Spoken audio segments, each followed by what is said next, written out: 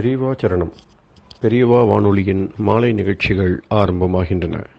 இன்றைய எமது நிகழ்ச்சிகள் நித்திய குரு பாதுகா பூஜா, ஸ்ரீ ரா கணபதி அவர்கள் எழுதிய புத்தகத்தின் ஒளிவடிவம், ஆன்மீக உரை, மகா பெரியவா மகிமை, உபன்யாசம். பெரியவா சரணம். பெரியவா சரணம்.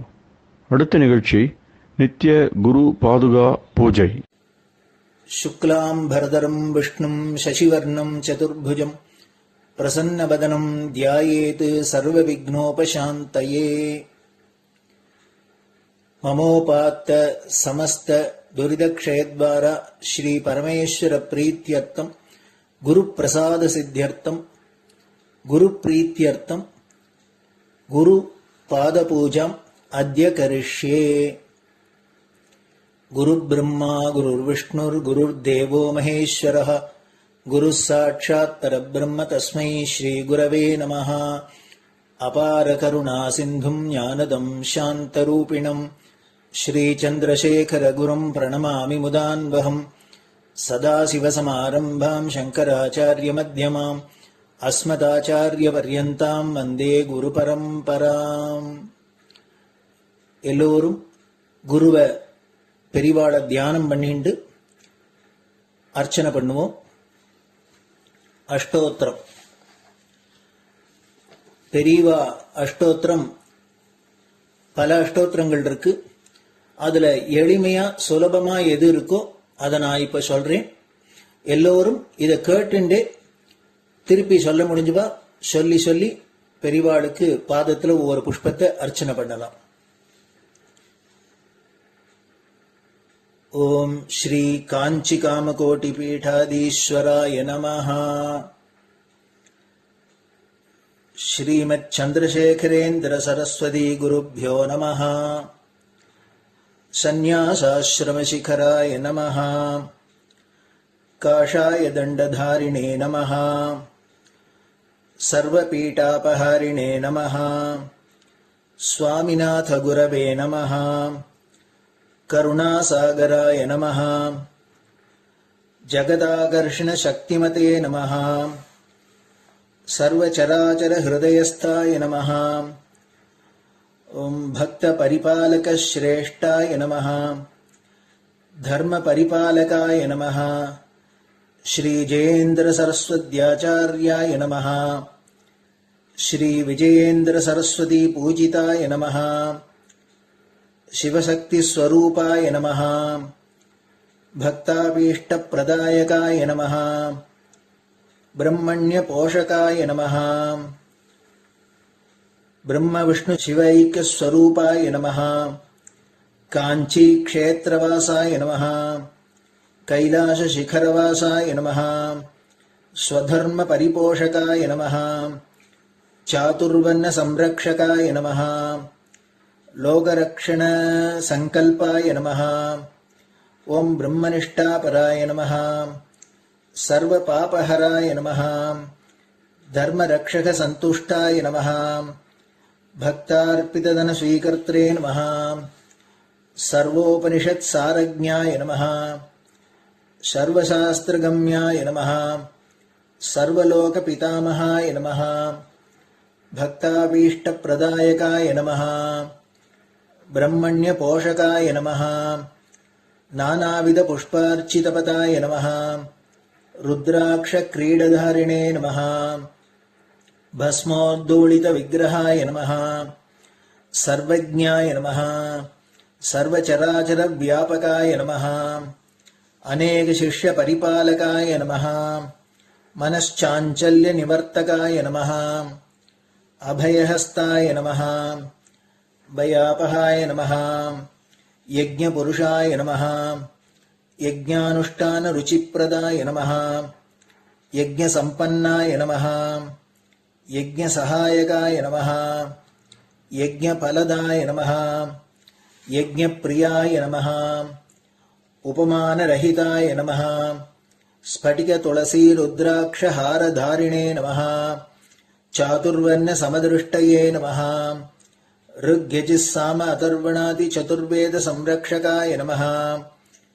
दक्षिणामूर्तिस्वरूपाय नमः जाग्रत् स्वप्न सुषुप्ति अवस्थातीताय नमः कोटिसूर्यतुल्यतेजोमय शरीराय नमः साधुसङ्गसंरक्षकाय नमः अश्वगज गोपूजा निर्वर्तकाय नमः गुरुपादुकपूजातुरन्तराय नमः कनकाभिषिक्ताय नमः स्वर्णबिल्वदलपूजिताय नमः सर्वजीवमोक्षदाय नमः मूकवाक्ताननिपुणाय नमः नेत्रदीक्षादानाय नमः द्वादशलिङ्गस्थापकाय नमः गानरसप्रियाय नमः ब्रह्मज्ञानोपदेशकाय नमः सकलकलासिद्धिताय नमः चातुर्वर्ण्यपूजिताय नमः अनेकभाषासम्भाषण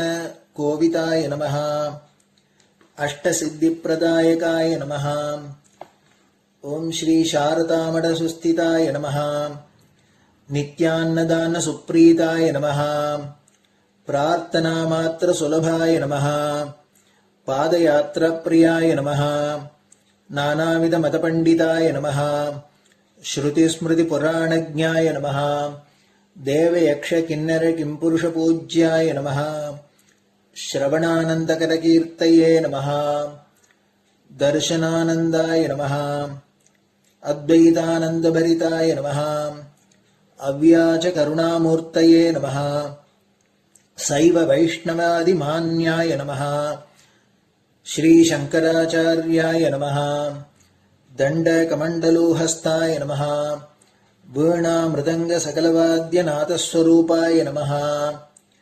रामकथारसिकाय नमः वेदवेदाङ्ग आगमादिसकलकलासतस्प्रवर्तकाय नमः हृदयगुहाशयाय नमः शतरुद्रीयवर्णितस्वरूपाय नमः केदारेश्वरनाथाय नमः अविद्यानाशकाय नमः निष्कामकर्मोपदेशकाय नमः लघुभक्तिमार्गोपदेशकाय नमः लिङ्गस्वरूपाय नमः सालग्रामसूक्ष्मस्वरूपाय नमः कालड्यां शङ्करकीर्तिस्तम्भनिर्माणकर्त्रे नमः जितेन्द्रियाय नमः शरणागतवत्सलाय नमः श्रीशैलशिखरवासाय नमः डमरुकनादविनोदाय नमः वृषभारूढाय नमः दुर्मदनाशकाय नमः आभिचारिकदोषहर्त्रे नमः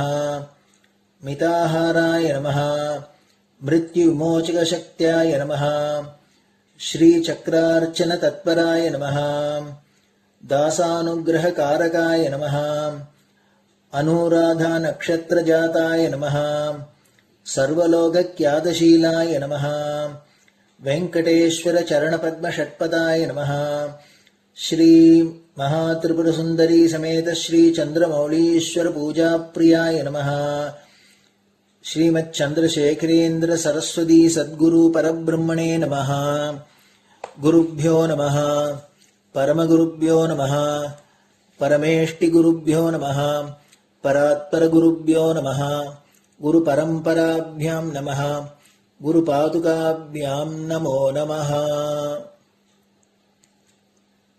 அடுத்தது ஊதுபத்தி இருந்தா அதை காமிச்சு தூபம், நெய் தீபம் இருந்தா காமிச்சு அதை நெய் தீபம் தீபம் காமிச்சுட்டு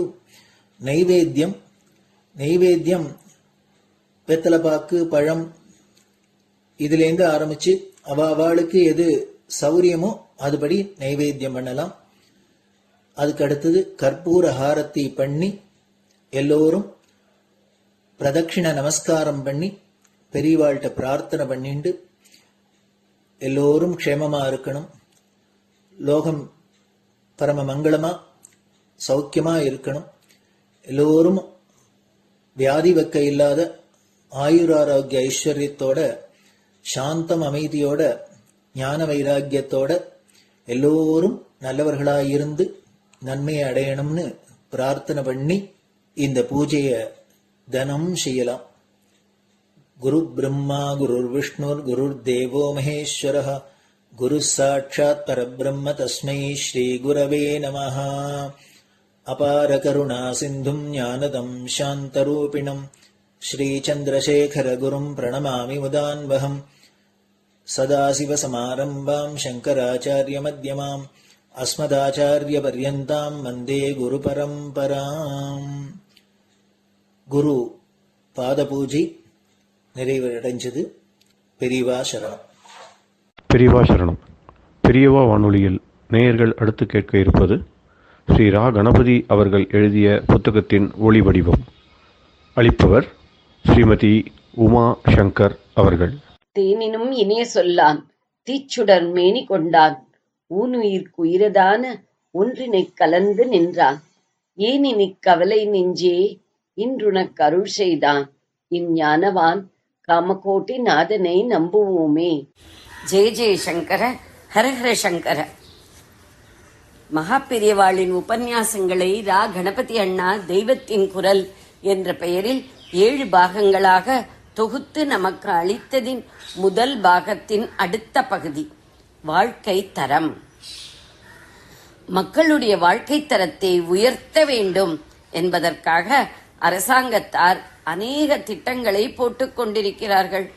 நாட்டிலும் தரித்திரம் நாளுக்கு நாள் பெருகிக் கொண்டிருக்கிறது. போதும் என்ற எண்ணம் எவருக்குமே இல்லாமல் பழைய காலத்தில் இருந்த திருப்தி இன்றைய ஜனங்களுக்கு அடியோடு இல்லாமல் இருப்பது தரித்திரம்தான். ஒருவன் 2 வேளை காப்பி சாப்பிடுவது 4 வேளையாக உயர வேண்டும். 2 வேஷ்டி வைத்துக் கொண்டிருப்பவன் 20 வேஷ்டி வைத்துக் கொள்ள வேண்டும்.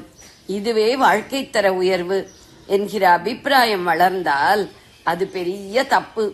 வாழ்க்கை தரம் உயர்வது என்று சொல்லிக்கொண்டு வாழ்க்கை தேவைகளை அதிகப்படுத்திக் கொண்டு போவதால் துராசைதான் அதிகமாகும்.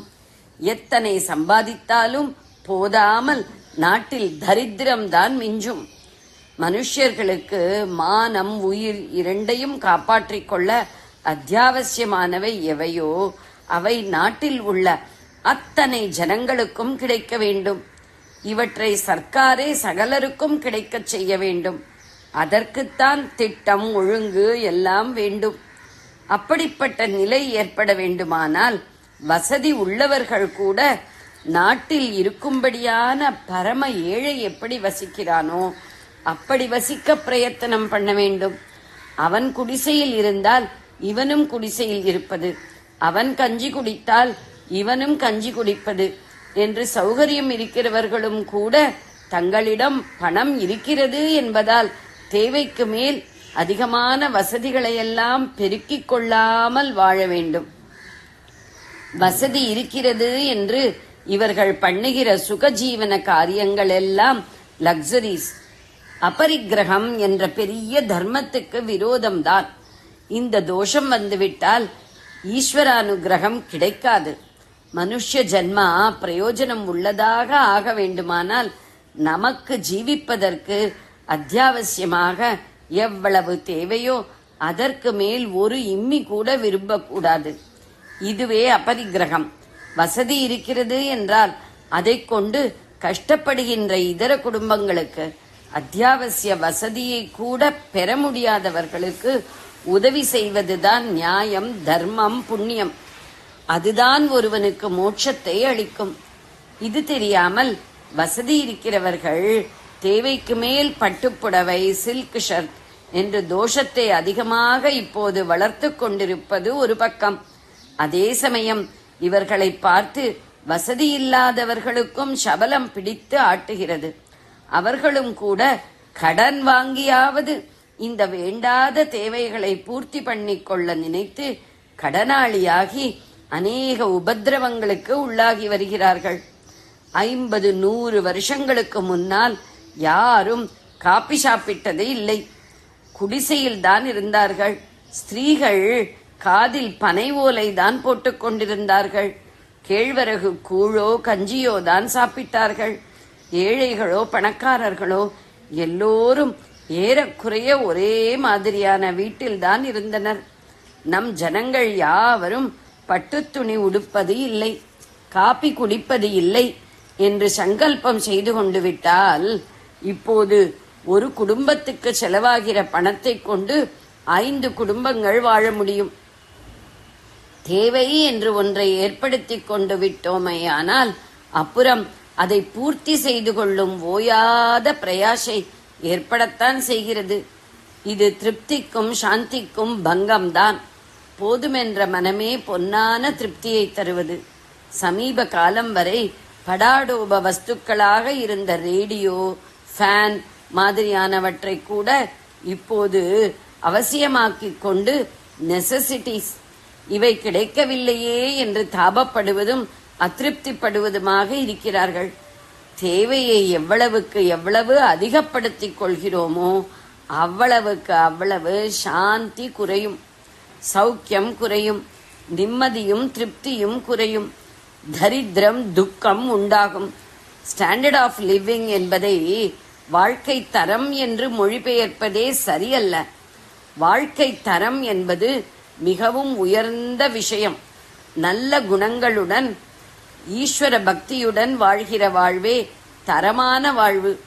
வாழ்க்கை தரத்தை குவாலிட்டி ஆஃப் லைஃப் என்று சொல்ல வேண்டும். தற்போது பொருளாதார தேவைகளை அதிகமாக்கிக் கொண்டே போவதைத்தான் வாழ்க்கை தரம் என்கிறார்கள். இதை விட்டு மனசினால் உயர்ந்த வாஸ்தவமாகவே வாழ்க்கை தரத்தை உயர்த்தி கொள்வதைத்தான் பெரியதாக எண்ண வேண்டும். நான் சொல்லி ராஜாங்கத்தார் கேட்கப் போவதில்லை. ஆனாலும் எனக்கு தோன்றுவதை சொல்லத்தான் வேண்டும். நம் ஜனங்களுக்கு நிஜமாக நல்லது செய்ய வேண்டும் என்றால் இப்போது பொருளாதாரக்காரர்கள் வாழ்க்கை தரம் என்று எதை சொல்கிறார்களோ அதை குறைப்பதற்கு இறக்குவதற்குத்தான் திட்டம் போட வேண்டும், உயர்த்துவதற்கு அல்ல. ஜெய ஜெயசங்கர, ஹரஹர சங்கர. பெரியவா சரணம். இந்நிகழ்ச்சியின் அடுத்த பகுதி நாளை மாலை இதே நேரத்தில் ஒளிபரப்பாகும். பெரியவா சரணம். பெரியவா சரணம். பெரியவா வானொலியில் நேயர்கள் அடுத்து கேட்க இருப்பது திரு கவிக்கண்ணன் அவர்களின் ஆன்மீக உரை. பெரியவா சரணம். ராம் ராம். ஸ்ரீ குருப்யோ நமஹ. ஜெய ஜெயசங்கர, ஹர ஹர சங்கர. பெரியவா வானொலி நேயர்கள் அனைவருக்கும், மகா பெரியவாவுடைய பக்தர்கள் அனைவருக்கும் அடியேன் கவிக்கண்ணனின் அன்பு கலந்த நல்வாழ்த்துக்கள். இதுக்கு அடுத்த பாடல் கருதா மரபா நெறி காணயன இருதாள் வனசம் தரையின்றி செய்வாய் வரதா முருகா மயில் வாகனனே விரதா சுர சூர விபாடனனே விரதா சுர சூர விபாடனனே விரதா சுர சூர விபாடனனே. கருதா மரவா நெறிகான எனக்கு இருதாள் வனசம் தர என்று இசைவாய் வரதா முருகா மயில் வாகனனே விரதா சுர சூர விபாடனனே. இதுலயும் ஒரு அங்கங்க ஒரு நாமாவளி மாதிரி சொல்லிட்டே வர்றாரு. எல்லா பாடலையும் பாதி நாமாவளி மாதிரி இருக்கு, பாதி தான் ஒரு ஏதோ விஷயத்த சொல்ற மாதிரி சொல்றார். வரதான கருணை உள்ளவன், எதை கேட்டாலும் கொடுத்துருவான்.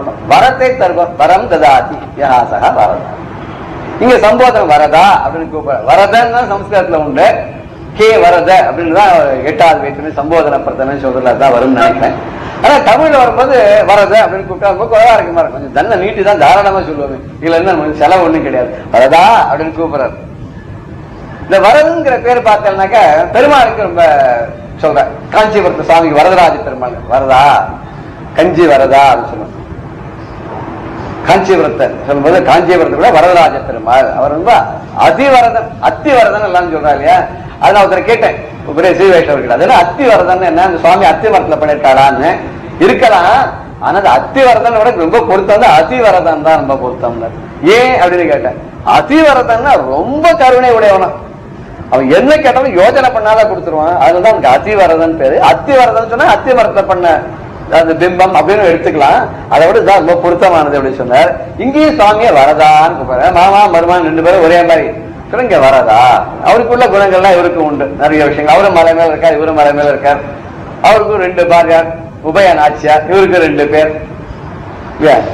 அவரு சில ஆயுதங்கள்லாம் வச்சிருக்காரு, இவரு ஆயுதங்கள் வச்சிருக்காரு. அவரும் வந்து சில சம்ஹாரங்கள் மேல இவரு சம்ஹாரம் பண்ணார். அவரும் கடல் தாண்டி போய் சம்ஹாரம் பண்ணார், இவரு கடல் தாண்டி போய் சம்ஹாரம் பண்ணார். அவர் கருட வாகனத்துல பறந்து வந்தா, இவரு மயில் வாகனத்தை பறந்து வர்றார்.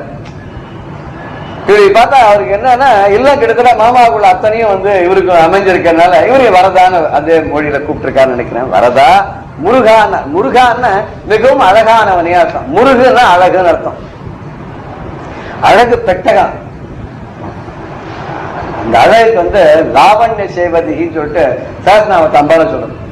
அழகு பெட்டகம் இதுவும் அழகு பெட்டகமா இருக்குன்னா ஒரு அழகியுடைய பிள்ளை அழகா தானே இருக்கணும். ஏன்னா அது வந்து சாதாரண மனுஷா இருக்கணும், அப்ளை ஆகாதான் இருக்கலாம். ரெண்டு பேரும் வேடிக்கையா சொல்லுவாங்க.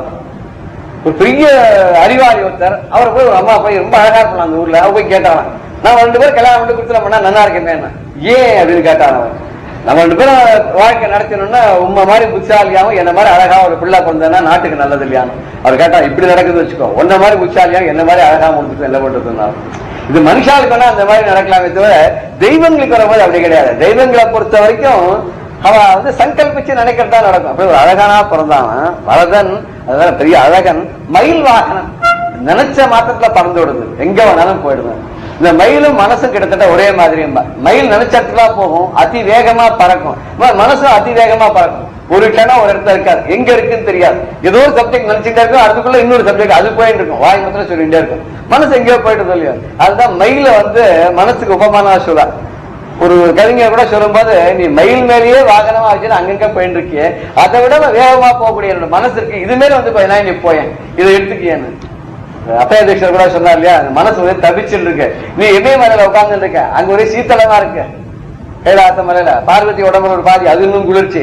எப்ப பார்த்தா இளநீர் அபிஷேகம், பன்னீர் அபிஷேகம், ஒரு அபிஷேகம், அதுவே குளிர்ச்சி. உடம்பெல்லாம் சந்தனம், பாம்பெல்லாம் தலையில. இவ்வளவு குளிர்ச்சி எப்படா பார்த்தாங்கிற நீ கொஞ்சம் வந்து என்னோட மனசுக்குள்ள வந்து காமமோக ரோகங்கள்லாம் தப்பிச்சு கொண்டிருக்க, இந்த மனசுல வந்து கொஞ்சம் குளிர் காயப்படாதாங்க. அது மாதிரி இவர் சொல்ற, நீ வந்து மயில் வாங்கணும் வச்சுன்னு இந்த பறவை மேல அந்த கூப்பிட்ட நேரத்துக்கு வரணும், இப்படிலாம் நிறைய கட்டங்கள்லாம் உண்டு. நீ பேசாதவா, என்னோட மனசு மேல உட்காந்துக்கோ, நீ எங்க வேணாலும் எவ்வளவு வேகமா போனாலும் போயிடும் அப்படின்னு இந்த கவிஞர் சொல்றான்னு சொல்லுவா. அப்படி மயில் வாகனம் மாமயிலும், ஏன்னா மாமயில்னு அவ்வளவு பெரிய, அந்த மயிலுக்கு ஒரு பெரிய விசேஷம் என்னன்னா, வரதன் சொன்னார்ல, அவன் எப்படி வரதனை காமிக்கிறதா மயில் வாகனன்னு போட்டிருக்காருன்னு நினைக்கிறேன். சூரபத்மனோட சண்டை போட்ட போது அவனை 2ஆ குழந்த போது அவன் என்ன பண்ணா, ஒரு ரூபம் மயிலாகவும் ஒரு ரூபம் வந்து சேவலாகவும் வந்தான். இந்த சேவலாக ஒரு கொடியில வச்சு தன் கையில வச்சு விட்டான், சேவர் கொடியோன் அப்படின்னு. மயில வாகனமாக்கி தான் வச்சு விட்டாரான். அதுக்கு முன்னாடி ஒரு மயில் இருந்திருக்குன்னு நினைக்கிறேன், புது மயில் வச்சிருந்து நினைக்கிறேன். இப்ப நான் கூட அந்த பழைய காரை வித்துட்டு புது கார் என்ன வாங்கிக்கிற மாதிரி, இந்த பழைய மயில நீ போ அப்படின்னு சொல்லி அதுக்கு ஏதாவது ஒரு பதவியை கொடுத்து அனுப்பிச்சுட்டு, இல்ல அதுக்கு வந்து மோட்சத்தை கொடுத்து அனுப்பிச்சுட்டு இவனை மயிலா வச்சுட்டான். எல்லா சாமியும் பார்த்தான்னா அவன் வந்து சத்ரு சம்ஹாரம்னு சொல்றதை தவிர எந்த சாமியும் வந்து சம்ஹாரம் பண்ணா தெரியல. எல்லாருமே வரதனா தான் இருந்திருக்கான். அவன் அது ஒரு அனுகிரகம் பண்ணி ராமர் கிருஷ்ணர் யாருக்கும் அது முருகனை எடுத்துட்டாலும் சூரபத்ம கூட அழிக்கல, விஜயமுகாசன கூட கணபதி அழிக்கல, அவன் வந்து மூஞ்சோராக்கி வாகனமா வச்சு விட்டார். இப்ப ஒருத்தரும் அனுகிரகம் பண்ணுக்கா, இப்படி கருணையினால என்ன பண்ணாருன்னா அவனுக்கு ஒரு அனுகிரகம் பண்ணி ஒரு வாகனமா மயில ஆக்கி வாகனமா வச்சு விட்டார். அவன் விரதா அப்படின்னாரு. விரதான விரதம் உடையவன் அர்த்தம். அவனுக்கு என்ன விரதம் முருகன் இருக்க முடியும், அவனுக்கு என்ன விரதம் இருந்த அவசியம் என்ன? இப்ப நாமளா எத்தனை விரதங்கள் இருக்கும், தீர்மானமா நாளைக்கு விரதம். விரதம் அப்படின்னு சொன்னாக்கா விரதத்துடைய முக்கியமான என்ன, ஏதோ ஒன்று மனசுல நிறைய நினைச்சது கடைபிடிக்கணும்னு அர்த்தம். பட் சாதாரண ஒரு ஜனங்களுடைய மத்தியில என்ன ஒரு எண்ணம் இருக்குன்னா, விரதம்னா நீங்க பட்னி கிடக்கணும் அப்படின்னு. அது முதல் நாள் சாயங்காலம் ஓஹோ நாளைக்கு விரதம் ஆச்சு அப்படின்னு ஒரு எண்ணம் வந்துருச்சு. இந்த உடம்பு வேற கொஞ்சம் முடியல, கொஞ்சம் ஒரு மாதிரியா இருக்கு, சிரமமா இருக்கு, நாளைக்கு முழுக்க இருக்க முடியுமா முடியாதா, சரி பரவாயில்ல நிராகாரமா இருக்க வேண்டாம், நீராகாரமா வேணா சாப்பிட்டுக்கலாம், ஒன்றும் தப்பு இல்லை அப்படின்னு நாமளே அதுக்கு ஒரு இங்க ரைடர் எல்லாம் கொண்டு வந்து பார்த்து, இல்ல 2 பேருக்கு என்ன சார் நீராகாரமா சாப்பிடலாம் இல்லையாமா, அவன் நீராகாரம் தண்ணி வெந்நீரை நினைச்சிருப்பார், சுக்கு போட்டு வேலை சுக்கு வெள்ளம் நினைச்சிருப்பார். இவர் வந்து போல் விட்டா அந்த மாதிரி ஆரம்பிச்சாச்சுக்கோ. அப்படி கொஞ்சம் கொஞ்சமா டைல்யூட் பண்ணிட்டே வந்தாருன்னா அந்த டைல்யூட் பண்றது என்ன ஆகுது, அது வந்து அதனுடைய பலனே போயிடுது. சோ அப்போ இன்னைக்கு வரதான் சார், இன்னைக்கு வருது அது வரதான் சார் ஒரு வருத்தத்தோட சொன்ன மாதிரி நிறைவேற வந்துடுது. இன்னைக்கு முழுக்க நாளைக்கு இந்த மாதிரி ஃபங்க்ஷன் வாங்கணும், முடியாது சார் சாதாரண கொஞ்சம் கஷ்டம், அந்த விரதம் வேறையா நாளைக்கு அப்படிமா. இதெல்லாம் விரதமா இருந்தானே, இந்த விரதத்தை இதையும் சேர்ந்து ஒரு பகவன் நாமா கேட்கலாமே, ஒரு பஜனைக்கு போறாங்க, ஒரு லெக்சர் கேட்கலாமன்னு போது ரொம்ப டயர்டா இருப்பாங்க. சோ அது இம்பார்ட்டன்ஸ் கொடுக்கணும். இந்த விரதம்னா ஒரு பட்னி இருக்கணும், அதனால உடம்பு ஒஞ்சி போயிடும் கூடாது அப்படிங்கிற எண்ணம் தான் மனசுல வந்து ஒரு டாமினண்டா இருக்கு. இந்த மனசுல எது டாமினண்டா இருக்கோ அதனால இப்ப நான் இன்னைக்கு தெம்பா இருக்கேன்னு நினைச்சுதான் தெம்பு தான், இன்னைக்கு பலமே இல்லை என்ன சார் அப்படின்னால. பெரிய அந்த யோகா ஸ்பெஷலிஸ்ட் எல்லாம் கூட என்ன சொல்றாங்கன்னா, காத்தால் எழுந்திருக்கும் போது நீங்க பெரிய கண்ணாடி முன்னாடி நின்று பாருங்க, பார்த்துட்டு என்ன சொல்லிக்கிறமா பார்த்து உனக்கு இருக்கிற மாதிரி யோகம் யாருக்கு இருக்கு?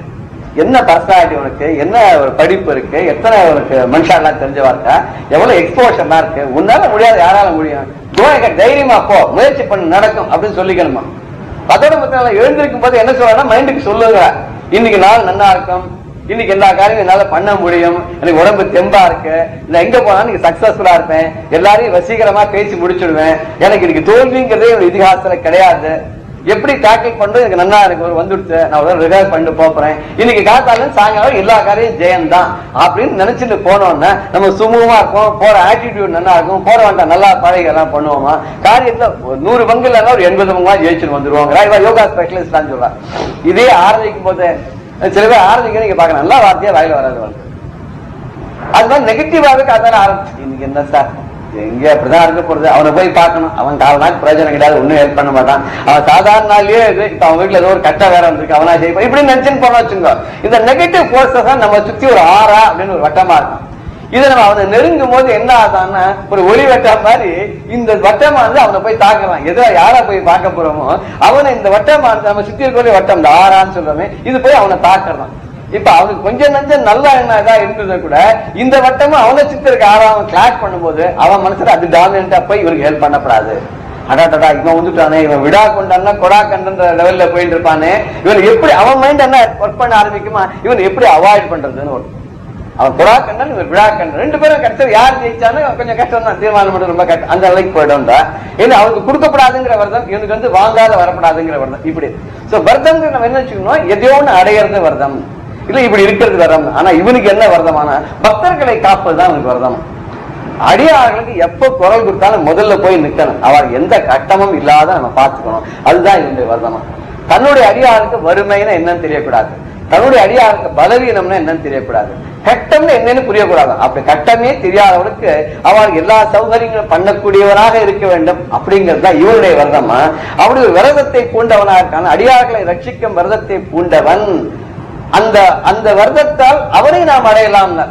நாம அதே மாதிரி இவரை எப்படியும் அடைந்தே தீருவது அப்படின்ற ஒரு விரதம் எடுத்துனோம்னு வச்சுங்க, அதுக்கு என்ன பண்ண ஒண்ணுமே வேணாம். கீதையில சொல்லும் போது பக்தியோட அல்பமான சமாதானம் இதா கொடுத்தா கூட போறோங்கிறார். இங்க போய் கடையில போய் ரோஜா மாலை வாங்கி தான் போறணும்னு சொல்ல, ஆனா எந்த கடவுள் இருக்குன்னு பார்த்தா ஒரு அருகம்புல்ல போட்டா போறது, ஒரு வெதர்பாக்கு வச்சு நிவர்த்தி பண்ணா போறது, இல்ல ஒரு துளசியை தூக்கி போட்டாலும் வில்வத்தை போட்டாலே போறது. எந்த சுவாமி காஸ்ட்லியான ஐட்டத்தை எதிர்பார்த்ததாக யாருமே பெரியவாரெல்லாம் ஒண்ணும் பண்ணல. நம்ம அவாவா வழக்கத்துக்கு ஏற்ப பண்ண அவருக்கு போனா மலை வாழைப்பழம் வச்சான்னா நாம ஓ இந்த சுவாமிக்கு மலை வாழைப்பழம் வைக்கணும் போட்டு வேடிக்கை சொல்லுவா. பெரிய பாஸ்கர் ராயர்னு ஒரு பெரிய பண்டிதர் திறந்திருக்கார். அவ ஆத்துல ஏதோ ஒரு ஃபங்க்ஷன் நடந்திருக்கு. இவர் ரொம்ப நாளா வார்த்தை ஒரு நாய்க்குட்டி ஒரு பூனைக்குட்டியா அவரையே அண்டி போயிச்சுன்னு இருக்கு. அன்னைக்கு வார்த்தை ஒரு விசேஷம் ஏதோ சாத்தமா இருக்கும்னு நினைக்கிறேன். சிஷியனை கூப்பிட்டா, டே இத தொந்தரவாக்கு மேடா இன்னைக்கு நான் விரட்டிட்டுமான். அடே வேணாண்டா, ஆண்டாண்டு காலமா நம்மளோட இருந்து போயிச்சுன்னு இருக்க, இதுக்கு அப்பா அம்மா அதுக்கு தாத்தா பாட்டில நம்மளோட இருந்து இருக்கு, அதான் நம்ம விரட்டப்படாது. ஒண்ணு பண்ணது ஊழல வச்சு ஒரு கூடையை போட்டு கவுத்து ஓடிடுங்க.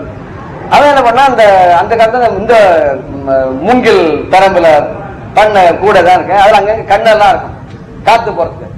என்ன பண்ணா இந்த பக்கம் பூனை நின்று டப்புன்னு அது போட்டு மூடிவிட்டான். அங்க பக்கம் நாய்க்குட்டி இருந்தா அது மேலேயும் போட்டு மூடிவிட்டா. அது பாட்டு உள்ளுக்குள்ள உட்கார்ந்து இருக்கு. அது யான் கத்துறதுக்கு இது கத்தின்னு இருக்கு.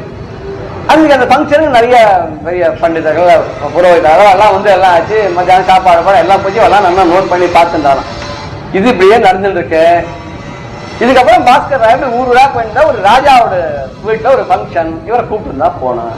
அங்க வாங்க கூட்டிட்டு போனா அந்த அரண்மனைக்கு முன்னாடி பாத்தீங்கன்னாக்க இந்த பக்கத்துல ஒரு வெள்ளி கூடையா ஒரு 100 கூடை இருக்கான். இடது பக்கத்துல வலது பக்கத்துல தங்க கூடை ஒரு 100 இருக்கான். இந்த 100 கூடையிலயும் ஒரு வெள்ளி கூடை எல்லாம் லொல்லொல்லன்னு நாய்க்குட்டி கத்தின்னு இருக்கான். இந்த பக்கம் மியான் பூனைக்குட்டி எல்லாம் கத்துன்னு இருக்கான்.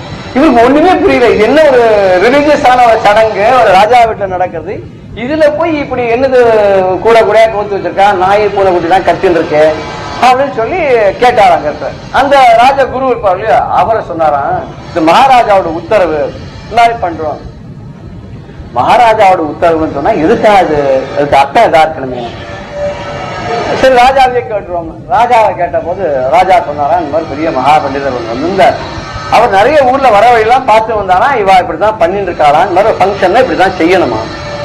ஓஹோ அப்படியா? இல்ல அதாவது வசதிக்கு ஏற்ப சீவா போட்டுருக்கு, இந்த மாதிரி ராஜாங்கத்துல நிறைய இருக்கு, அதனால 100 பேருக்கு பண்ண போகும்போது அந்த பூனைக்குட்டியும் அந்த கூடையும் வெள்ளி கூடையும் இந்த நாய்க்குட்டியும் அந்த தங்க கூடையும் நான் கொடுத்துருவேன். அடாடா சரி, உனக்கு யார் சொன்னா கூப்பிடுன்னா உள்ள அந்த பண்டிதர் தான் அவரை கூப்பிட்டேன். என்ன அவர் சொன்னா எனக்கு எங்க குரு சொன்னார். அவருக்கு இன்னொரு ஃப்ரெண்டு சொன்னார். உத்தரவு கடைசியில யார் சொன்னான்னா இவருடைய வீட்டுல ஒரு ஃபங்க்ஷன் யாரும் அதை அட்டன் பண்ணாரோ அவர் போய் சொல்லியிருக்கார். இது சாதாரண எதுக்காகவோ அந்த பூனைக்குட்டியை விரட்ட வேண்டாம்னு ஒரு சாதாரண கூடையை போட்டு முடிந்த போக இது அப்படியே காலக்கிரமேண ஒரு இடமா மாறி இந்த ராஜா வீட்டுக்கு வரும்போது இது ஒரு வழக்கம் அப்படின்னு ஆயிடுச்சு. இப்படி எந்த தேவையில்லாத வழக்கம், இது ஒரு விரதம்னு இப்படிதான் பண்ணணும்னு ஒரு வழக்கங்கள் ஏற்பட்டு போச்சு. இந்த வழக்கத்துக்கு தான் ஆதாரம் இருக்கான்னு ஆதாரங்கள் இல்லை. இது நம்மளோட மிஸ்கன்செப்ஷன் கூட சொல்லலாம், நாமளாவே தவறாக புரிஞ்சுக்கிறது. இப்ப சில பேர் என்ன பண்றோம்னு கேட்டா சந்தேகம்னு வச்சுக்கலாம், அது தெரிஞ்சவா யாரோ அவள் கேட்டு தெரிஞ்சுக்கலான்றதுக்கு நம்மளுடைய கௌரவம் இடம் கொடுக்க மாட்டேங்குது. இது என்ன இப்படிதான் இருக்கும் அப்படின்னு நாமளே அசியூம் பண்ணிக்கிறோம். ஒண்ணு. ரெண்டாவது, இவாளை போய் நம்ம என்ன கேட்கறது அப்படின்னு. ரெண்டு. மூணாவது, நமக்கு தெரியாது என்ன அவளுக்கு தெரிஞ்சிட போறது அப்படிங்கிற ஒரு எண்ணம். இப்படி இதெல்லாம் பேரியர்ஸ் சொல்றான். இந்த தடைகள்லாம் வரும்போது என்ன ஆகுது, நமக்கு இதை தெரிஞ்சுக்கணும்ன்றதோ இல்லை, இப்ப தெரிஞ்சுக்கணுங்கிற எண்ணம் இல்லை, ஏதோ கொஞ்சம் அறகுறையா தெரிஞ்சதற்கு இதை வச்சு நம்ம என்ன பண்றோம், மற்ற ஆளுக்கு மிஸ்கைட் பண்ணுவோம். இப்படிதான் அப்படின்னு சொல்றோம், இப்படிதான் செய்யணும், இது மாதிரிதான் செய்யணும் அப்படின்னு சொன்னா இப்படி அதுவே பழக்கமா போயிடும். இதை இப்படி வச்சுக்கணும் அப்படின்னு வச்சுக்கணும், இந்த இடத்துல தான் வைக்கணும், இந்த இடத்துல தான் வைக்கணும், ஒரு பலகாய் போட்டு தான் வைக்கணும். எதுக்கு என்னன்னு தெரிய மாட்டேங்குது. ஏதோ ஒரு தாத்பரியம் இருந்திருக்கும் அப்படின்னு. இந்த விரதம்னு சொல்லும் போது என்ன பண்ணுமா அப்படின்னு கேட்டோம்னா, அந்த விரதத்தினுடைய சம்பந்தப்பட்டவன் இதுல யார் அத்தாக்கு அவளை கேட்டு பண்ணிக்கணும்னா, இந்த முருகனுக்கு ஏதாவது விரதத்துக்கு ஏதாவது தெரிஞ்சுக்கலாம் வேண்டாம். அவன் எல்லாமே தெரிஞ்ச சர்வஜனவன், அவன் சாட்சாத் பரமேஸ்வரன் பராசக்தியோட பிள்ளைனால அவனுக்கு எல்லாமே தெரியும். 5+1 6 அவளோட பெரியவனா இருக்கான். பரமேஸ்வரனை கம்பேர் பண்ணாலும் அவருக்கு 5 அவருக்கு 6 எல்லாம் இருக்கு. அம்பான 1 இவனுக்கு 6 இருக்கு. எல்லாத்தையும் கைதேர்ந்தவனா இருக்கான். அவனுடைய விரதம் 10 காப்பாத்தாதுன்னா நமக்கு என்ன விரதம் பண்ண, அவன் அடையறதுங்கிற விரதத்தை நம்ம கெட்டியமா பிடிச்சிருந்தோம்னு சொன்னா ரொம்ப சுலபமாக அவன் அடைந்து விடலாம் அப்படின்னு சொல்றான். அவன் சூர விபாடனன். சூர விபாடனன் அப்படின்னு சொன்னாக்க, விபாடனன் அழிக்கிறது இந்த அர்த்தத்தை சொல்ற. சூரனை அழித்து விட்டார். நம்ம முதல்ல சொன்னோம் சூரனை அழிக்கவில்லை அப்படின்னு சொன்னோம். சூரனை ஏன் அழிக்கலன்னா அவனுக்கு அனுகிரகம் தான் பண்ணார், அழிக்கல. அழிச்சுதான் நமக்கு தெரிய தவிர, தெரியவாதான் சரி, மகான்களும் சரி, கடவுளும் சரி, யாரையும் அழிக்க மாட்டா. அவளுக்கு அனுகிரகம் தான் பண்ணுவார். நிகிரகங்கிறது அவ வார்த்தையில கிடையவே கிடையாது. அனுகிரகம் தான் வாழ்க்கை. எப்படி அனுகிரகம் பண்ணா, அவளுக்கு தன்னுடைய அடியாராக எடுத்துக்கொண்டு, தன்னுடைய பக்தனாக எடுத்துக்கொண்டு, இல்ல தனக்கு ஒரு வாகனமா வச்சுக்கொண்டு, எப்பொழுதும் தன்னோட இருக்க பண்ணி, தம் அடியார் நடுவு இருக்க பண்ணி, நம் சென்னையுமே பத்மபாதம் பதித்திடவேன் அபிராமிதார் சொன்னார். தன்னுடைய பாதத்தை தலைமையில் வைத்து அவனுக்கு ஒரு அனுகிரகத்தை பண்ணி, அந்த அயன் அவனுடைய இந்த முருகனுடைய கால் பட்ட உடனேயே இவர் தலையில பிரம்மா எழுத்தெல்லாம் அழிஞ்சு போடுதல. அது மாதிரி இந்த அம்பாவுடைய பாதம் பட்ட உடனே என்ன ஆச்சான், அபிராமி பட்டர் கூட இந்த பிரம்மா எழுத்தெல்லாம் அழிஞ்சு போயிட்டான். அவருடைய பாதத்தை இவருடைய பாதத்துல ரேகைகள்லாம் இவருடைய தலையில பதிஞ்சு போயிட்டானா. அந்த தலையெழுத்தை ரீட் பண்றதுக்கு வருவதாலும் எவன் அது பார்க்கும்போது தப்பான இடத்துக்கு வந்துட்டோம், அவன் திரும்பி விடுவான்னு சொல்லியோ. அந்த காலன் வந்தா கூட என்ன பண்ணுவேன்னு சொல்றாரு, காலன் வரின் கூட எனக்கு பயம் இல்லை, நமன் வரில் ஞான வாழ் கொண்டு எரிவேன் அப்படின்னு சொல்லி, அப்படி ஞான வாழ்க்கூடிய அந்த அறியாமையை விரட்டி அறிவு என்றக்கூடிய ஞானத்தினால அதையும் ஒரு வாளாக்கி யமனே வந்தா கூட எதிர்த்து நிற்பேன்னு சொல்லக்கூடிய அளவுக்கு அந்த சுவாமிக்கு கருணை பண்றான்னா, அப்படி ஒரு விரதத்தை இவர் வைத்துக் கொண்டு அந்த பகவானை அடையணும்ன்ற விரதத்தை வச்சிருந்தார். பகவானை அடைந்தார். பெரியவா சரணம். இந்நிகழ்ச்சியின் அடுத்த பகுதி நாளை மாலை இதே நேரத்தில் ஒளிபரப்பாகும். பெரியவா சரணம். பெரியவா சரணம். அடுத்த நிகழ்ச்சி மகா பெரியவா மகிமை உபன்யாசம். வழங்குபவர் பிரம்மஸ்ரீ கணேச சர்மா அவர்கள். அபார கருணா சிந்தும் ஞானதம் சாந்தரூபிணம் ஸ்ரீ சந்திரசேகர குரும் பிரணமாமி முதான்வகம். காஞ்சி பிரிவா கொப்பல்ங்கிற இடத்துல இருந்தா, அந்த கொப்பல்ல ஊர்ல ரொம்ப ஊருக்குள்ள இருக்கிறதே ரொம்ப கூட்டம் இருந்ததுனால வெளியில ஒரு 3 கிலோமீட்டர் தள்ளி ஒரு சின்ன மலை மாதிரி இருக்கு, அது மேல ஒரு அனுமார் கோவில், அதில் தான் ராத்திரி தங்கினா அப்படின்னும். பக்கத்துல ஒரு கிணறு இருக்கு அப்படின்னு சொல்லியிருந்தா. இவா ராத்திரி வரைக்கும் லைட்டை தூக்கிட்டு ஒரு குடம் தண்ணி எடுத்துன்னு வரலான்னு போனா, போற வழி முழுக்கலும் முள்ளு, எல்லார் காலையும் முள்ளு தைச்சு ஒரே அமக்கலாம். அந்த முள்ளுலையும் கல்லுலையும் போய் தண்ணியெல்லாம் எடுத்துன்னு வந்து ராப்பொழுது கழிச்சுட்டா வடிகாரத்தால கிளம்பிட்டா பெரியவா. கிளம்பி அடுத்தது யாத்திரை தொடர்ந்து இவா நடந்து வந்தா 11 கிலோமீட்டர் போல நடந்து தாண்டி வந்தாக்க தடையக்கல் அப்படிங்கிற ஒரு இடம். அந்த தடையக்கல்ல ஒரு மாட்டுக்கொட்டை அங்க இருந்தா. அந்த ஊர்ல தடைக்கல்ல ஜனார்தனன் அப்படின்னு ஒரு பக்தர். இந்த ஜனார்தனங்கிறவர் இந்த பெரியவாளோட கூட கைங்கரியம் பண்ணுவார்கள்லாம் பழக்கப்பட்டவர். ஏன்னா ஆனகுந்தி கங்காவதி எல்லாம் இருக்கிறது இந்த கங்காவதியில வரவாளுக்கெல்லாம் ஒரு சமையல் மேல் பண்றதுக்காக ஒரு ஆளை அழிச்சுன்னு வந்தா. அவர் தான் இந்த ஜனார்தனன். ஸ்ரீகண்டன் அப்படின்னு பெரியவாள்கிட்ட கைங்கரியம் பண்ணுவாருக்கு இந்த ஞாபகம் வந்தது. அதனால இந்த ஜனார்தனன் இங்கதான் இருக்கணும் அப்படின்னு எப்படியான அவரை தேடி கண்டுபிடிச்சா, ஒரு வழியா கண்டுபிடிச்சா அவர்கிட்ட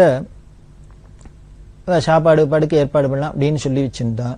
ஆனா அந்த தடேக்கல்ல என்ன ஒரு வேடிக்கை அப்படின்னா, ஒரு பக்கத்துல ஒரு கிணறு, இந்த கிணத்துலேருந்து பெரியவாளுக்கு தீர்த்தம் எடுக்கணும், எல்லாருக்குமே சமையலுக்கோ ஸ்நானத்துக்கோ எல்லாத்துக்கும்.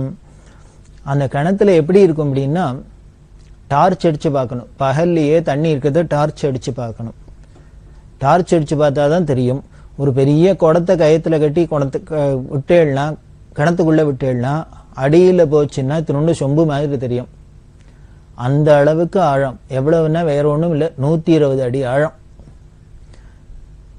தரையிலேருந்து 120 அடி ஆழத்துல கிணறு, அதுல தீர்த்தம் இருக்கு அப்படின்னா ஒரு குடம் தண்ணி இழுக்க எப்படியும் குறைஞ்சது 5 நிமிஷம் 10 நிமிஷம் ஆகும். ஒரு குடம் தண்ணி இழுக்கவே 5 நிமிஷம் 10 நிமிஷம் செலவழிச்சாலாம். இத்தனை பேரும் ஸ்நானம் பண்ண, அனுஷ்டானத்துக்கு, சமையலுக்கு இப்படிலாம் எத்தனை குடம் தண்ணி இழுக்கிறது, என்ன பண்றது? பிரம்மச்சாரி ராமகிருஷ்ணன் அப்படின்னு அவர் சொன்னார், அப்பா இந்த குடத்தை இதுல ஒரு குடம் தண்ணி இழுக்கிறதுக்குள்ளேயே நமக்கு ஆயுசு போயிடும் போல இருக்கு, ஆயிடும் போல இருக்கு. இதுல இத்தனை குடம் குடமா தண்ணி எல்லாம் எடுத்து இங்க காரியெல்லாம் செய்ய முடியாது. அதனால இந்த ஜனார்தன வீட்லயே அவரையே சமைக்க, அவதான் முன்னாலே கங்காவில வந்து சமைச்சு போட்டிருக்காரு. அவ வீட்லயே சாப்பிடுவோம், இப்ப சமையல் மேலாம் வச்சுக்க வேண்டாம் இந்த சிரமத்தெல்லாம் அப்படி எல்லாம் சொல்லிட்டு இவ என்ன பண்ணினா அங்கேயே தங்கிட்டா. பெரியவாளா அங்கேயே ஸ்நானத்தை பண்ணினா, எல்லாம் பண்ணினா. அன்னைக்கு அனுஷ்டானம் ஆச்சு, அங்க ஆச்சு. அதுக்கப்புறம் அங்கேருந்து கிளம்பி எங்க வந்தா அப்படின்னா லக்குண்டிங்கிற இடத்துக்கு வந்தா. லக்குண்டி அப்படிங்கிறது ஒரு ரொம்ப பிராச்சீனமான இடம். அங்க ஒரு புராதனமான கன்னட ஹொய்சாலர்களை ராஜாக்கள்லாம் கட்டின சிவன் கோவில் ரொம்ப அபூர்வமா இருக்கும். அங்க ஒரு வீரபத்ர சுவாமி இடம் இருக்கு, அதுல தங்கி இருந்தா. அப்போ காலம்பரை 10 மணி வாக்குல அங்க வந்திருக்கா. அப்படி இருக்கிறது பெரியவா தங்கி இருந்தா. ரங்கன் கவுடு அப்படிங்கிறவர் தரிசனத்துக்கு வந்தார். ரங்கன் கவுட கூப்பிட்டு பேசியிருந்தா, எல்லாம் பண்ணியிருந்தா. பேசிட்டு பெரியவா ஸ்நானம் பண்ணணும். ஸ்நானம் பண்ண போறதே ஏகாம்பரம் அப்படிங்கிறவரை கூப்பிட்டு பெரியவா கிட்ட, அது சரி நாம வரத்தை முன்னால நாம் வந்து காலில் ஒரு பாதுகை போட்டுன்னு வந்தேன், ஒரு தேஞ்ச பாதுகை, அதை எங்க போச்சு தெரியுமோ அப்படின்னா. அந்த பாதுகை எங்க அப்படின்னா இவர் சொன்ன, இப்போ அது தெரியல, எங்க இருக்குன்னு தெரியல, நம்மளோட வரல அப்படின்னு. உடனே இல்ல எனக்கு அந்த பாதுகை தான் வேணும் அப்படின்னா. அவர் சொன்னார், இப்ப அந்த பாதுகை ஏதோ தேஞ்ச பாதுகை, பழைய பாதுகை, அது இப்போ இங்கேயுமே இல்லை, எந்த இடத்துல விட்டுட்டு வந்தோம் போனோம் நமக்கு ஞாபகமும் இல்லை. இப்ப பெரியவா அதை தேடுன்னு சொல்ற, அதை அதுக்கு சொல்றாளே அப்படின்ட்டு இவருக்கு ஒரு பயம் வந்துடுத்து. அதனால என்ன சொன்ன, அது ஏற்கனவே அடியெல்லாம் ஒரே விரிஞ்சு கிடந்திருந்தது, ரொம்ப தேஞ்சு போயிருந்தது, அதனால அது எங்க போச்சோ தெரியல, இப்போ காணும் அப்படின்னார். இல்ல நல்லா தேஞ்சிருந்தா கூட அதுதான் காலுக்கு சௌரியமா இருக்கும். இவ்வாறு இந்த பாதுகையெல்லாம் சித்த சிரமமா இருக்கு, புதுசா இருக்கிறது அப்படின்னு காலை கப்தா காலில் வழண்டு இருக்கு. அதனால எனக்கு பழைய பாதுகை தான் வேணும் அப்படிங்கிறா. எதிராது இப்ப அடுத்த சோதனை வந்துருத்து. இப்போ பாதுகைக்காக உண்மையை தேடின்னு பயணம் ஆகணுமா, என்ன பண்றதுன்னு புரியல. அதை தேடி எடுத்துன்னு வாங்குறா. நீ ஒண்ணு பண்ணு, அது ஆடுறது. பெரியவா யாத்திரையிலே பல இடம் மாறி வந்தாச்சு. இப்ப எந்த இடத்துல அந்த பாதுகை மிஸ் ஆச்சு, எங்க விட்டுட்டு வந்தோம் அப்படின்னு எப்படி தேடுறது? நீ ஒண்ணு பண்ணு, எனக்கு ஏற்க அந்த ஹாஸ்பிட்டல் ஹம்பியை தாண்டி அதுக்கப்புறம் நான் அந்த பாதுகையை பார்க்கல. அதனால இந்த ஹாஸ்பிட்டோ ஹம்பியோ அந்த ஏரியாக்குள்ள எங்கேயானும் இருக்கலாம், அங்க எங்கேயானு போய் தேடின்னு வா அப்படிங்கிறா. ஊர்மா கூத்து. இப்போ 70 கிலோமீட்டர் தாண்டி வந்தாச்சு. ஹாஸ்பிட்டல் ஹம்பியிலேருந்து 70 கிலோமீட்டர் தாண்டி வந்தாச்சு, லக்குண்டிக்கு வந்தாச்சு. இப்ப என்னடான்னா அந்த தேஞ்சு போன பழைய பாதுகையை தேடிண்டு வா அப்படிங்கிறா. திருப்பி போங்கிறா. என்ன பண்ண முடியும்? அழத்தான் அழலாம் தனியா உட்காந்துண்டு. ஆனா அழுவுமா ஆனந்தமா இருக்கும். அந்த சமயத்துல வேணா சிரமமா இருக்கிறப்பல இருக்குமே வழிய, அப்புறம் இதை சொல்றதையோ கேட்கறதையோ நினைச்சு பார்த்தாலே ஆனந்தமா இருக்கும். அவரை நீ போய் தேடின்னு வா அப்படின்னு விட்டார். சரி என்ன பண்றது, வேற வழி இல்லை. உடனே இந்து வாசனை போய் நான் வரேன் அப்படின்ட்டு 2 பேரும் கிளம்பினா. எப்படி போகலாம் அப்படின்னா, நல்ல வேளை ரங்கன் கவுடு இப்போ தரிசனத்துக்கு வந்தால் அவர் காரில் வந்திருக்கார். நான் ஏகாம்பரம் கேட்டார், நீங்கள் எங்கே போகிறீங்கன்னா ஹாஸ்பிட்டல் தான் போகிறேன். நல்ல வேளை பெரியவா ஹாஸ்பிட்டலே ஹம்பிலேயே தோடுன்னா இவர் ஹாஸ்பிட்டலேருந்து ஒருத்தர் காரில் வந்திருக்கார். பெரியவா அதுக்கு ஏற்பாடு பண்ணி வச்சுட்டு தானே நம்மள இதுங்கிறா. ஒரு டார்கெட்டை ஃபிக்ஸ் பண்ணிட்டு தானே ஒரு வில்லில் அம்பை வச்சு தொடுக்கிறவன், ஏவி விடுறவன், விஷய கொடுக்குறவன் ஏதோ ஒரு டார்கெட்டை ஃபிக்ஸ் பண்ணிட்டு தானே பண்ணுறான். அதை போல தான் பெரியவாளும் நமக்கு வேணுங்கிற சௌரியத்தில் பண்ணி வைக்கிறா. இப்போன்னு பார்த்து ரங்கன் கவுடு காரோட ஹாஸ்பிட்டலேருந்து வருவானே, கவுடு நான் அங்கே தான் போகிறேன், அதனால் என்னோட காரில் வாங்கோ, நீங்கள் அதை தேடி எடுத்துன்னு வாங்க, நான் திருப்பி காரில் கொண்டு விட்டுறேன். அப்பாடா அப்படின்னு அது ஒரு பெரிய நிம்மதி, ரிலீஃப் இவாளுக்கு. உடனே சரினா அவரோட உட்காந்து போகலாம் அப்படின்னு கிளம்புறதே என்னன்னா, அப்புறம் எங்கே போய் இனிமேல் ஹாஸ்பிட்டல் போய் எங்கே பாதியை தேடி கண்டுபிடிச்சி அப்புறம் எந்த இடத்துல சாப்பாடு என்ன ஒன்றும் தெரியாது. அதனால அவர் மோரை வீர சாப்பிட்டுட்டு அவரோட கிளம்பலாம் அப்படின்ட்டு ஸ்ரீகண்டன் அப்படின்னு பெரியவாள்கிட்ட கைங்கிரமிட்டார். அவர்கிட்ட சொன்னார், இப்போ பாரு, இப்போ திடீர்னு ஏதோ அந்த பழைய பாதையை தேடின்னு வா, அங்கே போய் ஹாஸ்பிட்டல் போ, ஹம்பி போ, அங்கே போ, இங்கே போங்கிறா. இப்போ இனிமேல் எங்கே போய் தேடி, அதுக்குள்ளேயும் பெரியவா உத்தரவு என்னென்ன, இதெல்லாம் தேடிட்டு சாயந்தரத்துக்குள்ளே வந்துடணும். நீனு அந்த தேடி கண்டுபிடிச்சி பாதுகையோட சாயந்தரம் வரணும். சாயந்தரம் வந்தால் நான் சாயந்தரம் கிளம்பணும், அதை போட்டு தான் கிளம்ப போகிறேன். அதனால் அது தேடின்னு வான்னு விட்டா. சாயந்தரத்துள்ள வான்னு டார்கெட்டும் ஃபிக்ஸ் பண்ணியாச்சு. இவர் ஸ்ரீகண்டன்ட்ட சொன்னார், அங்கே போய் தேடிட்டு எடுத்துன்னு வரணும் அப்படின்னு. உடனே அவர் ஸ்ரீகண்டன் சிரிச்சுட்டு, உடனே கவலைப்படாத, நீ வேற எங்கேயும் போய் அங்கே அலையாத, கவுடோ இப்போ வந்திருக்கார், அவரோட நேராக ஹாஸ்பிட்டலுக்கு போ, அங்கே வாசுதேவன் இருக்கார், அவள் வீட்டுக்கு போ, அவர்கிட்ட கேளு, உனக்கு பாதுகா கிடைக்கும், போயிட்டு வா அப்படின்னு சொல்லி அனுப்பிச்சிட்டார். ஏகாம்பரத்துக்கு அப்படியே மூச்சு வந்தாப்புல இருந்தது. இதை பாதுகை போய் எங்கே தேட போகிறப்பாக்க அப்படின்னா, இவர் என்னமோ சொல்கிறாரு அப்படின்னு. நீ போய் கேளு, அங்கே தான் இருக்கும், போய் வட்டேருந்து வாங்கிட்டு வந்துடும் அப்படின்னு.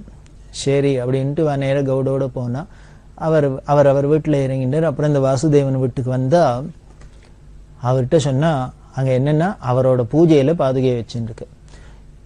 இந்த ஹாஸ்பிட்டலில் இந்த வேணுகோபால சுவாமி கோவில் அப்படிங்கிற இடத்துல தான் நீ இருந்தா பெரியவா, அதுக்கு பின்னாலே இவர் வீடு. அவள்லாம் பரம பக்தா. பெரியவா என்ன பண்ணியிருக்கா, இந்த கிளம்புறதே அதை அங்கே விட்டுட்டு வந்திருக்கா.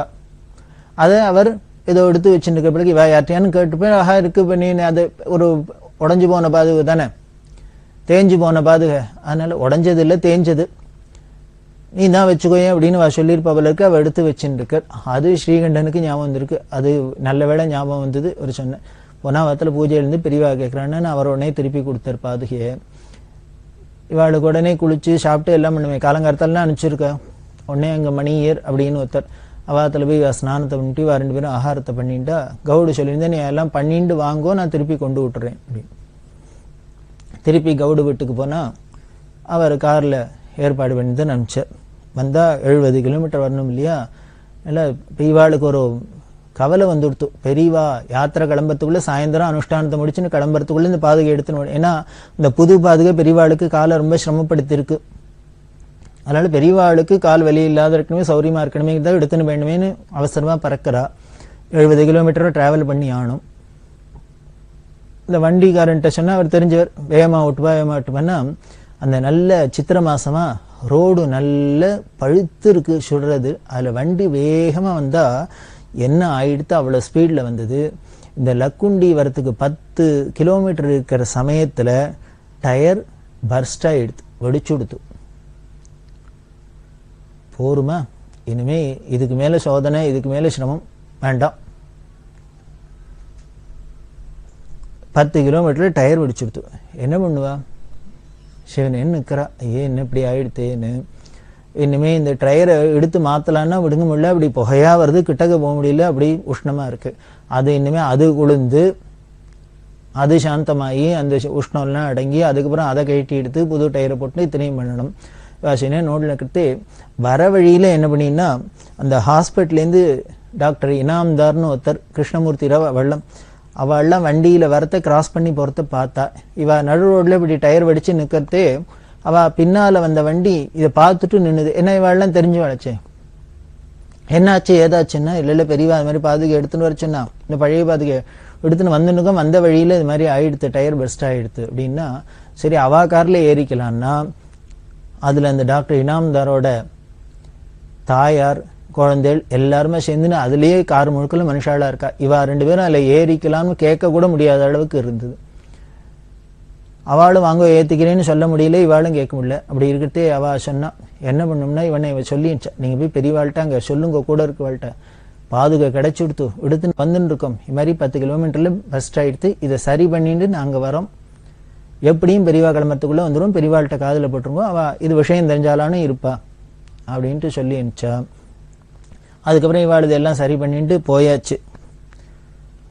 போனால் அங்கே இவாளும் இந்த இனாம்தார் அவளும் வந்திருந்தா. பெரியவாள்கிட்ட கொண்டு இவர் வச்சர் பாதுகை போட்டுனா பெரியவா கிளம்பிட்டா. பரம சந்தோஷம், கிடைச்சி கொடுத்து. அது கிடைக்காத எப்படி இருக்கும், இவ என்ன அனுப்பிச்சிருக்கா. போதைக்கு போட்டுன்னு கிளம்புறதே அவர் என்ன பண்ணினார், அந்த இனாம்தார் பெரியவாள்கிட்ட சொல்லு, குருகுலத்தில் எழுறி அப்படின்னார். நம்ம சம்சாரம் வந்திருக்கா, தாயார் வந்திருக்கா, குழந்தைகள்லாம் வந்திருக்கா, பெரியவாள்கிட்ட சொல்லு அப்படின்னார். ஒரு வழியாக பெரியவாள்கிட்டெல்லாம் சொல்லி எல்லாம் அவளுக்கு அனுகிரகம்லாம் வாங்கி கொடுத்துட்டு பெரியவா அடுத்தது 4 கிலோமீட்டர் தாண்டினா ராத்திரி ஆயிடுத்து. அபார கருணா சிந்தும் ஞானதம் சாந்தரூபிணம் ஸ்ரீ சந்திரசேகர குரும் பிரணமாமி முதான்வகம். அந்த இனாம்தார் பெரியவாள்கிட்ட சொல்லு, குருகுலத்தில் எழுறி அப்படின்னார். நம்ம சம்சாரம் வந்திருக்கா, தாயார் வந்திருக்கா, குழந்தைகள்லாம் வந்திருக்கா, பெரியவாள்கிட்ட சொல்லு அப்படின்னார். ஒரு வழியாக பெரியவாள்கிட்டெல்லாம் சொல்லி எல்லாம் அவளுக்கு அனுகிரகம்லாம் வாங்கி கொடுத்துட்டு பெரியவா அடுத்தது 4 கிலோமீட்டர் தாண்டினா ராத்திரி ஆயிடுத்து. 4 கூட்ரோடு. அந்த கூட்ரோடில் ஒரு ஸ்கூல். அந்த ஸ்கூலில் இன்னைக்கு ராத்திரி பெரியவா வாசம் பண்ண போகிறா. இப்போ இந்த 4 கிலோமீட்டர் நடந்து வரணுமே, அப்படி நடந்து வரத்தே என்ன ஆயிடுத்து அப்படின்னா, பல பேர் அங்கங்கே வந்து தரிசனத்துக்கு வருவா போவா அப்படின்லாம் இருக்கும். இல்லை தார்வாடில் பாலச்சந்திர சாஸ்திரிகள் அப்படின்னு ஒரு பெரிய வித்வான், அந்த தார்வாட் பாலச்சந்திர சாஸ்திரிகள் தரிசனத்துக்கு வந்திருந்தார். அவள் சில குரூப் எல்லாம் அழிச்சுன்னு எல்லாரும் வரா. பெரியவா நடு ரோட்டில் நடந்து வந்துருக்குது, அப்படியே வந்தால் கூடவே நடந்துன்னு வரா. அப்போ வரத்தே நல்ல சந்திர கிரணம், சீத கிரணம். இந்த பாலச்சந்திர சாஸ்திரி என்ன பண்ணார், வில்வ மாலை கொண்டு வந்து அந்த வில்வ மாலையை தலையில் வச்சுருக்கிறா பெரியவா. வச்சுன்னு ஒரு கையில் தண்டம், அந்த நிலா வெளிச்சம் அப்படி ஜக ஜக ஜக ஜகன்னு பெரியவா மேலே படுறது. பெரியவாளோட அந்த பொன்னார் மேனி, அந்த திவ்ய ஸ்வரூபத்தை மனசால நினைச்சா கூட ஆனந்தம் தான். அப்படி பெரியவா தண்டத்தை பிடிச்சின்னு வர இந்த பாலச்சந்திர சாஸ்திரிகள் அவ கோஷ்டியா என்ன பண்ணினா, ஹரஹர மகாதேவ சம்போ காசி விஸ்வநாத கங்கே அப்படின்னு ஒரு நாமாவளி இருக்குமே, அதை சொல்லிட்டு வர. ஹரஹர மகாதேவ சம்போ காசி விஸ்வநாத கங்கே, ஹரஹர மகாதேவ சம்போ காசி விஸ்வநாத கங்கே அப்படின்னு இந்த நாமாவளியை பாடிட்டு வர. அப்படியே ஒரு கைலாசத்துல இருக்கிறாப்புல தான் இருந்து. அப்படி ஒரு அமானுஷ்யமா இருந்தது. அந்த சந்திர கிரணத்துக்கும் அந்த சந்திர ஒளியில பெரியவாளோட அந்த திவ்யமங்கல ஸ்வரூபத்துக்கும் பச்சை பசேர்னு தலையில அந்த வில்வ மாலைக்கும் சாக்ஷாத் விஸ்வநாதனா மகாதேவனா பெரியவா நடந்து வர, அந்த தளிர் நடையும் அழகும் அந்த சன்னிவேசமும் இந்த நாமாவளியும் இதெல்லாம் எல்லாரையும் ரொம்ப உருக்கித்து. ரொம்ப உருக்கினா இது மாதிரி காட்சியெல்லாம் ரொம்ப அபூர்வமாக இருக்கும். அதெல்லாம் பார்த்தவாளுக்கு கொடுத்து வச்சவா தான். இந்த கண்ணு இருந்ததுன்னால் அது மாதிரி காட்சிகளை பார்க்கணும். சரீரம்னு ஒன்று இருந்ததுன்னா அதை மாதிரி ஆனந்தத்தை அனுபவிக்கணும் அப்படின்னு தான் சொல்லலாம். அப்படி இருக்க பெரியவா அங்கே ராத்திரி அந்த ஸ்கூலில் தங்கியிருந்தா. அப்படி தங்கிவிட்டு மறுநாளைக்கு வடிகாரத்தில் இருந்துன்னா ஆஸ் யூஷுவல் இவ கிளம்பியாச்சு. யாத்திரை கிளம்பி அந்த தார்வார் பாலச்சந்திர சாஸ்திரிகள் எதுக்கு வந்தார் அப்படின்னா, பின்னாலே பெரியவாளோட ஜெயந்தி வருது. அந்த ஜெயந்திய ஹூப்ளிங்கிற பக்கத்துல இடம், அடுத்து பெரிய ஊர் ஹூப்ளி, இந்த ஹூப்ளியில கொண்டாடணும் அப்படிங்கிறதுக்காக பெரியவாளை தார்வாடுக்கு அழைக்கணும். ஹூப்ளிக்கு பெரியவாளை ஜெயந்தி போது கூப்பிடணும், அங்க எல்லாம் பண்ணணும் அப்படிங்கிறதுக்காக தான் சொல்றதுக்காக வந்திருக்கு, உத்தரவு வாங்கிறதுக்காக வந்திருக்கு. அவர் கார்த்தால கிளம்பி அவள்லாம் போயாச்சு. பெரியவா தன்னோட யாத்திரையை திறந்தா. 7 கிலோமீட்டர் நடந்து கதக்குங்கிற இடத்துக்கு வந்தா. அந்த கதக்குல திரிகோடீஸ்வரர் அப்படின்னு ஒரு பெரிய கோவில், ரொம்ப அபூர்வமா இருக்கும். அந்த கர்நாடகத்துல அந்த ஹொய்சாலர்களோட சிற்பக்கலைக்கு அப்படியே கொட்டின ஒரு கோவில் கதக்கு கோவில், சிவன் கோவில். சுவாமி திரிகோடீஸ்வரர் அப்படின்னு பேரு. அதாவது தஞ்சாவூர் ஜில்லால கொட்டையூருங்கிற இடத்துல கோடீஸ்வரர் அப்படின்னு கேட்டிருக்கோம். அதாவது சஹஸ்திரலிங்கம் அப்படி எல்லாம் பார்த்திருக்கோம். அது ஒரே லிங்கத்துக்குள்ள கோடி லிங்கம் இருக்கிறது. அங்கேயான ஒரு கோடீஸ்வரர் தான். இங்க என்னன்னா திரிகோடீஸ்வரர், 3 கோடீஸ்வரர். அந்த கோவில்ல பார்த்தீங்கன்னா ஒரே ஆவடையார்ல 3 சிவலிங்கம் இருக்கும். அதனாலதான் அது திரிகோடீஸ்வரர்னு பேரு. ரொம்ப சில்பாதிசயமான ஒரு கோவில். அங்க பெரியவா வந்து தங்கினா. அங்க தங்கி பக்கத்திலேயே ஒரு மண்டபம், அதுல தங்கி இருக்கா. பெரியவா அந்த கோவில தரிசனம் பண்ணிட்டா சுவாமி ரொம்ப அபூர்வமா இருக்கும். அங்க அபிஷேகம் பூஜை எல்லாம் ஆச்சு, எல்லாத்துலயும் பெரியவா தரிசனம். பக்கத்துல அம்பாள், அந்த அம்பாள்ல சன்னதி பின்னப்பட்டிருக்கும். அதாவது அந்நியர்களோட படையெடுப்புனால இந்த கோவில்ல உடைச்சதுல அதெல்லாம் அந்த வன்முறைக்கு ஆளானதுல அதெல்லாம் ஒண்ணு. இந்த திருக்கோடீஸ்வரர் கோவில்லாம், கதக் கோவில்லாம் ரொம்ப அபூர்வமான அந்த சிலையை பார்த்து இதை எப்படிதான் அதை பின்னப்படுத்துறதுக்கு, அதை உடைக்கிறதுக்கு மனசு வந்ததோ. பெரியவா கண்ணால தண்ணி விடாத குறைதான் பார்த்து ரொம்ப வருத்தப்பட்டிருக்கா. அதெல்லாம் பார்த்து முன்னையே சொன்னோம், ஹம்பியில பெரிய ஒரு நரசிம்மர், பெரிய பிரம்மாண்டமா நரசிம்மர் இருப்பார். அதை இப்படிதான் இந்த படையெடுப்பெல்லாம் என்ன பண்ணா அதை பின்னப்படுத்தினா. அதை பார்த்துட்டு பெரியவா ரொம்ப தாபப்பட்டா. இவ்வளவு ஒரு அபூர்வமான சிற்ப அதிசயத்தை எப்படிதான் மனசு உடைச்சாலும். இப்ப பார்த்தா இந்த கதக்குல இந்த அம்பாள் விக்கிரகம் இப்படி உடைச்சிருக்கு. இதெல்லாம் பார்த்தா பெரியவாளுக்கு ரொம்ப மனசு தாபமா இருந்தது. இதெல்லாம் சரி பண்ணும் அப்படின்னே நினைச்சுட்டா. இது பின்னால சரி பண்ணிருக்கா, சரி பண்ணும் நினைச்சதோட பண்ணவும் பண்ணிருக்கா. பின்னால் அப்புறம் காஞ்சிபுரத்துக்கு வந்ததுக்கு அப்புறம் அப்போ பிரைம் மினிஸ்டரா இருந்து ராஜீவ் காந்தி பெரியவாளை தரிசனம் பண்றதுக்கு வந்தார். பெரியவாளை தரிசனம் பண்ண வந்திருக்கிறது இந்த ஹம்பியில பார்த்த இந்த நரசிம்மரை பத்தி சொல்லி இதை சரி பண்ணினா தேவையில்லை அப்படின்னு சொல்ல, அதுக்கு முன்னாலேயே சில இன்ஜினியர்ஸ் இன்னும் பல பக்தா சில பேர் அவள்லாம் சேர்த்து அதை தான் சரி பண்ண முடியுமா அப்படின்னு பெரியவா கேட்டா, அவள்லாம் போய் பார்த்துட்டும் சரி பண்ணலாம், ஆனா அதுக்கு அரசாங்கத்தோட உத்தரவு வேணும். ஏன்னா அது ஆர்கியலாஜிக்கல் டிபார்ட்மெண்ட்ல இருக்கு, மத்திய அரசாங்கத்தோட பொறுப்புல இருக்கு. நாமளாவே இப்போ அதை ஒன்றும் பண்ண முடியாது, அவள்கிட்ட ஒரு சம்மதம் இருந்தாதான் பண்ண முடியும் அப்படின்னு பெரியவாள்கிட்ட சொல்லியிருந்தா. பெரியவா அப்ப அதை காதல வாங்கிட்டு வந்துட்டா, யாத்திரையெல்லாம் பண்ணிட்டு முடிச்சுன்னு வந்தாச்சு. அப்புறம் காஞ்சிபுரம் வந்தோடனே ராஜீவ்காந்தி தரிசனத்துக்கு வரத்து பெரியவா இதை ஞாபகம் வச்சுட்டு இப்போ சொன்னா ராஜீவ்காந்திட்ட, இது மாதிரி அதை பண்ணினா தேவையில்லை அப்படின்னோடனே ராஜீவ்காந்தி டெல்லிக்கு போனார். உடனே அதுக்கு தக்க அதிகாரிகள் யாராரோ என்னெல்லாமோ எல்லாரையும் கூப்பிட்டு அப்புறம் ஒவ்வொரு ஸ்டேஜ்லையும் பெரியவாளோட அட்வைஸை கேட்டுண்டு அதுக்கப்புறம் அதை சரி பண்ணிவிட்டா. இது பெரியவாளோட சாதனைகள்ல இதெல்லாமும் ஒண்ணு. அப்படி எல்லாம் இந்த திருக்கோடீஸ்வரர்ல இருந்தா, அந்த திருக்கோடீஸ்வரர் கோவில்ல பார்த்தீங்கன்னா பெரியவாளுக்கு ஸ்நானத்துக்கு போனா அங்க ஒரு நடபாவி அப்படின்னு, அதாவது கர்நாடகா எல்லாம் என்ன பண்ணும் நடபாவி அப்படின்பா, பெரிய கிணறா இருக்கும், அதுக்குள்ள படியெல்லாம் இருக்கும், எல்லாரும் இறங்கி போய் உள்ளுக்குள்ள தண்ணி எடுத்துக்கலாம், ஸ்நானம் எல்லாம் பண்ணலாம். இந்த ஏகாம்பரம் இவாள்லாம் என்ன பண்ணினா முதல்ல அதுல போய் குமரேசன் ஏகாம்பரம் அவள்லாம் முதல்ல வந்த அன்னைக்கு போய் அங்க ஸ்நானம் பண்ணலாமாக்கும் அப்படின்ட்டு உள்ளுக்குள்ள போனா அதுல ஏதோ 2 குழந்தைகள் உள்ளுக்குள்ள நீச்சல்லாம் அடிச்சுன்னு விளையாடி இருந்தது. சரி நல்லா இருக்கும் போகலாம் அப்படின்ட்டு உள்ளுக்குள்ள போனா அப்படி ஒரு கும்பி நாத்தம், துர்நாத்தம். இவாளால கொமட்டின்னு வந்துருத்தோ, அதுல ஸ்நானம் என்ன பண்ண முடியாது, பல் தேய்க்க முடியாது, ஒண்ணும் பண்ண முடியாது அப்படின்ட்டு ஏறி வந்துட்டா. பக்கத்துல எங்கேயோ போய் ஸ்நானம் மட்டும் வந்தா. ஆனா பெரியவாளுக்கும் என்ன பண்றது, 1/2 கிலோமீட்டர் 1 கிலோமீட்டர் ஏதோ ஒரு கிணறு இருந்து அந்த கிணத்துலேருந்து தீர்த்தம் கொண்டு பெரியவாளுக்கு ஸ்நானம் பண்ண வச்சா. அப்படி இருந்தா ஒரே கூட்டம் வந்துடுத்து. இதுவும் பெரிய ஊர், கூட்டம் வந்துடுத்து. கூட்டம் வந்தா பெரியவாளை சமாளிக்கவே முடியல, அப்படி கூட்டம் பார்த்துட்டே இருக்கு. பெரியவா ஸ்நானம் பண்ணிட்டு அந்த கூட்டத்தை சமாளிக்கிறதுக்காக அந்த திண்ணை மேலே ஏறி நின்று தரிசனம் கொடுத்தா கூட்டத்தை கவர் பண்ணலாம் அப்படின்னா திண்ணை ஒரே உயரமா இருக்கும். எப்படி ஏறுது, உடனே கூட இருக்கிறவா கைங்கிற முன்னாடி ஆபீஸ்ல இருந்து ஒரு ஸ்டூலை கொண்டு போட அது மேலே ஏறிண்டு அதுக்கப்புறம் திண்ணை மேலே ஏறி பெரியவா தரிசனம்லாம் கொடுத்துட்டு இருக்கா. அப்படி கொடுத்துன்னு இருக்கிறது அந்த ஒரு கன்னடக்காரரும் நார்த்தின் இன்னொருத்தர் முண்டாசெல்லாம் கட்டுன்னு வந்தவர், இந்த கூட்டத்துல வந்தவர் நேர என்ன முன்னாடி பெரியவா காலை இறக்கி பாதத்தை பிடிச்சுட்டார். கூட இருந்தவெல்லாம் எதிரே பார்க்கல. பெரியவா இப்பதான் அந்த கணத்துல ஸ்நானம் எல்லாம் பண்ணிட்டு 70 படி இறங்கணும். இவ்வளவு அமக்களமாயி வந்திருக்கா. அது வேடிக்கை என்னன்னா, அந்த கிணத்துல இவ முத நாள் போயிட்டு அதுல ஒரே துர்நாத்தமா இருக்கு, கும்பி நாத்தம் அடிக்கிறது, அதுல ஸ்நானம் பண்ணல அப்படின்ட்டு வந்துட்டா.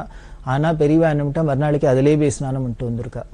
வேற வழி இல்லை, இவாளெல்லாம் பேசணும். ஏகாம்பரம் சொல்லுவார், வேற வழி இல்லை, பெரியவா குடிச்சானே அவங்க ஒரு அமுக்கு முழுக்கு போட்டு அதை ஆச்சமனம் பண்ண கூட முடியல. அப்புறம் சந்தி இந்தியும் எடுத்து வெளியில வேற தண்ணியில பண்ணிக்கலான்னு வந்துட்டோம். அப்படி இருந்த தண்ணியில பெரியவா பாட்டுக்கு ஸ்நானம் பண்ணிட்டு வந்துட்டா. ஸ்நானம் பண்ணிட்டு விவிலாட்டுன்னு பார்த்தாக்க இத்தனை ஆச்சுன்னாக்க எவனோ யாரோ ஒருத்தர் ஒரு பக்தர் காலை பிடிச்சிட்டார். இவர் ஏகாம்பரத்துக்கு கோவம் வந்துருத்து. இவ்வளவு சிரமப்பட்டு ஸ்நானம் மட்டும் வந்திருக்கா, இவர் காலை பிடிச்சிட்டாருன்னு கத்தினா பெரியவானே சொல்றா, எதுக்கு கோச்சுக்கிற, அவருக்கு தெரியாது, சம்பிரதாயம் தெரியாது, ஏதோ பக்தியில பண்ணிட்டார், அதனால கோச்சுக்க கூடாது. ஒன்னும் அவ தொடறதுக்கு முன்னால நாம பொறுமையா அதை தடுத்து இருக்கணும். அப்படி இல்லைன்னா அவ பண்ணிவிட்டாள்னா பண்ணிட்டு போட்டோம், அவருக்கு ஏதோ பெரியவா பாதத்தை பிடிச்சு சந்தோஷம் இருக்கட்டும், கோச்சிக்க கூடாது அப்படின்னு விட்டான். இப்படி பக்தாள பாதத்தை பிடிச்ச பக்தாள கோச்சிக்கப்படாது அப்படின்னா இது எதை குறிக்கிறதுன்னு ராமாயணத்துல சொல்றாரு. யாரா இருந்தா என்ன, ராட்சசனா இருந்தா விபீஷணா இருந்தா என்ன, குரங்கா இருந்தா என்ன, யாரா இருந்தா என்ன, சகிருதேவ பிரபன்னாய தவாஸ்மீதி ச யாச்சதை அப்படிங்கிற, என்ன ஒரு தரமானும் நீ தான் புகலிடம் அப்படின்னு என்கிட்ட வந்து யாச்சகம் பண்ணிட்டானா, என்கிட்ட விழுந்துட்டானா அவனை காப்பாத்துறது தான் என்னோட விரதம் அப்படின்னு சொல்றாரு இல்லையா. அது ராமர் சொன்னதுதான் இங்க ஞாபகம் வருது. யாரா இருந்தா என்ன, அவருக்கு ஆச்சாரம் தெரிஞ்சா என்ன, தெரியலன்னா என்ன, எப்படி சம்பிரதாயம் தெரிஞ்சா என்ன, தெரியலன்னா என்ன, பெரியவாளை பார்த்தோன்னு பாதத்தை பிடிக்கணும்னு தோணு, பிடிச்சிட்டேன்னா இவ்வளவு பரம பக்தி தானே, பழுத்த பக்தி தானே. அவருக்கு அனுகிரகம் தான் பண்ணுவாளே வழிய பெரியவாளுக்கு ஒரு கோபமும் இல்லை, நமக்கு தான் கோபம் வரும். பெரியவா போனா அதுக்கப்புறம் கீழே இறங்கி உள்ளுக்குள்ள போய் என்ன பண்ணினா, திருப்பி உள்ளுக்குள்ள போய் திருப்பி ஸ்நானம் பண்ணிவிட்டு இவாளோட அனுஷ்டானம் பூஜை எல்லாத்தையும் முடிச்சுண்டு அன்னைக்கு போக மறுநாளைக்கு கிளம்புறா. கிளம்பி வெளியில வரலாம் அப்படின்ட்டு வந்தா ஒரு செய்தி வந்து என்ன அப்படின்னா, பெரியவாளோடய ஒரு சுவாமிகள் வந்துருக்காரு அப்படின்னு, ஓடாச்சேரி சுவாமிகள் அப்படின்னு பேரு. அந்த ஓடாச்சேரி சுவாமிகள் யாத்திரையில கூட வந்துருக்காரு. அவர் ராத்திரி என்ன பண்ணியிருக்காரு, அந்த பெரியவா ஒரு திண்ணை மேல ஏறி வெளியில கோவிலுக்கு வெளியில இந்த திண்ணை மேல ஏறி தரிசனம் கொடுத்தானே அந்த திண்ணையில படுத்துருக்காரு போல இருக்கு. அது தூக்க கலகத்திலயோ என்னமோ தெரியல, அங்கேருந்து கீழே விழுந்தா பிராக்சர் ஆயிடுது. போருமா கல்யாணம் கூட? அந்த பிராக்சர் ஆனவரை அவரை கார்ல உட்காத்தி வச்சு இனிமே பண்ணணும். அவருக்கு என்ன பண்ணணும்னார், பக்கத்துல ஹூப்ளி தான் பெரிய ஊர், அங்க எடுத்துன்னு போகணும். எடுத்துன்னு அவர் பெரியவாளை பார்க்கணும். உடனே பெரியவா காருகிட்ட வந்து அவருக்கு அனுகிரகம் பண்ணி அவரை வேத புரிஷாஷிகள் இன்னும் சில பேரை கூட அனுப்பிச்சு அங்க குருசங்கர் குல்கர்ணிலாம் அவள்கிட்ட சொல்லி அவருக்கு வைத்தியம் பண்ண சொல்லி அவரை அனுப்பிச்சா. அவர் ஹூப்ளிக்கு போக பெரியவா தன்னோட யாத்திரையை தொடர்ந்து அடுத்தது ஹுலுக்கோட்டைங்கிற இடத்துக்கு வந்தா. அதுக்கப்புறம் என்ன நடந்துங்கிறத தொடர்ந்து பார்க்கலாம். பெரியவா சரணம். இந்நிகழ்ச்சியின் அடுத்த பகுதி நாளை மாலை இதே நேரத்தில் ஒளிபரப்பாகும். பெரியவா சரணம். பெரியவா சரணம். அடுத்த நிகழ்ச்சி திருவாசக இன்னிசை. வழங்குபவர் ஸ்ரீ சத்குருநாத தேசிகர் அவர்கள். பெரியவா சரணம். திருச்சிற்றம்பலம். திரு அம்மானை செங்கண் நெடுமாலும் சென்றிடந்தும் காண்பரிய, செங்கண் நெடுமாலும் சென்றிடந்தும் காண்பரிய, பொங்கு மலர் பாதம் பூதலத்தே போந்தருளி எங்கள் பிறப்பறுத்திட்டு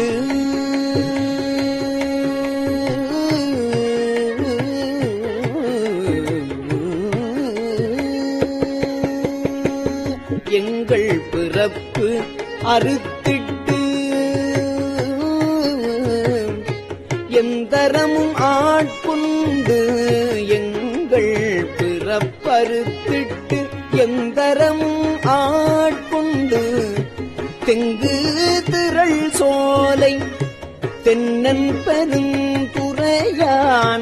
அங்கணன் அந்தணனாய் அறைகூவி வீடருளும் அங்கருணை வார்கழலே பாடுதும் காணம் மானாய்.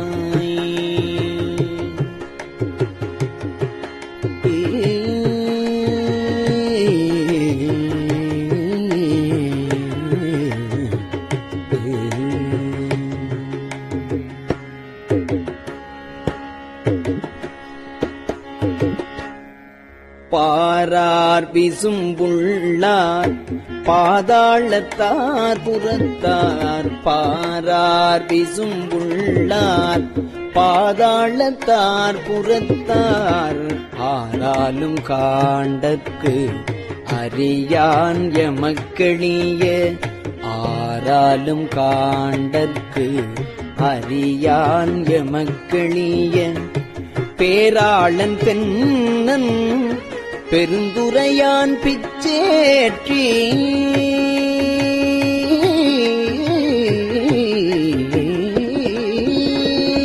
பேராளன் தென்னன் பெருந்துரையான் பிச்சேற்றி, வாரா வழியருளி வந்து என் உளம் புகுந்த ஆரா அமுதாய் அலைகடல்வாய் மீன் விசீரும் பேராசை வாரியனை பாடுதும் காணம்மானாய் அம்மானாய்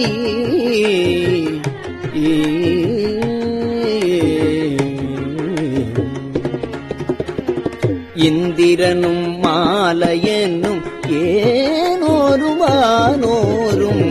அந்தரமே நிற்க சிவன் அவனி வந்தருளி எந்தரமும் ஆட்கொண்டு தோட்கொண்ட நீற்றனாய் எந்தரமும் ஆட்கொண்டு தோள்கொண்ட நீற்றனாய் சிந்தனையை வந்துருக்கும் சீரார் பெருந்துரையான் பந்தம் பரிய பரிமேற்கொண்டான் தந்த அந்தமிலானந்தம் பாடுதும் காணம்மானாய்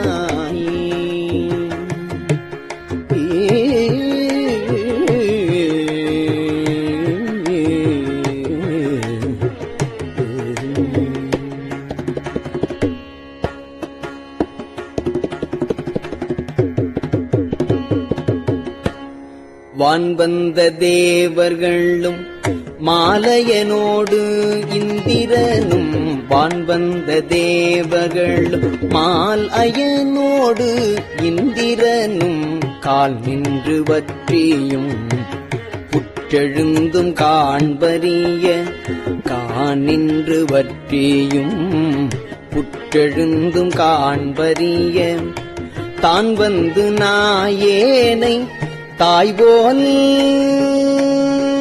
தான் வந்து நாயேனை தாய்போல் தலையளித்திட்டு உன் வந்து ரோமங்கள் உள்ளே உயிப்பெய்து தேன் வந்து அமுதில் தெளிவில் ஒளி வந்த வான் வந்த வார்களே பாடுதும் கான் வான் வந்தவார்களே பாடுதும் காண் அம்மானாய்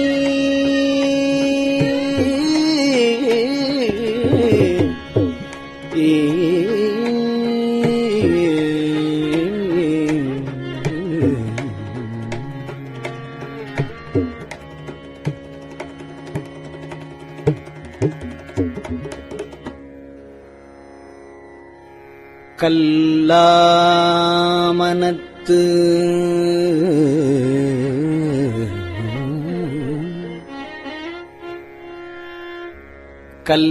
கல்லாமனத்து கடைப்பட்ட நாயேனை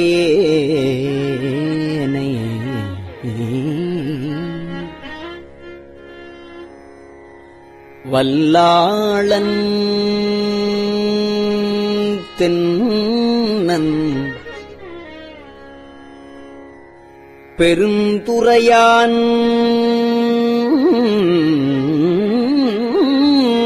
பிச்சேற்றி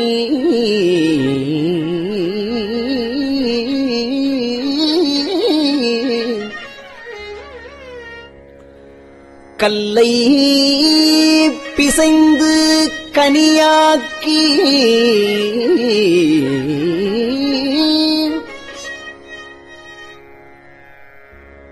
தன் கருணை வெள்ளத்து அழுத்தி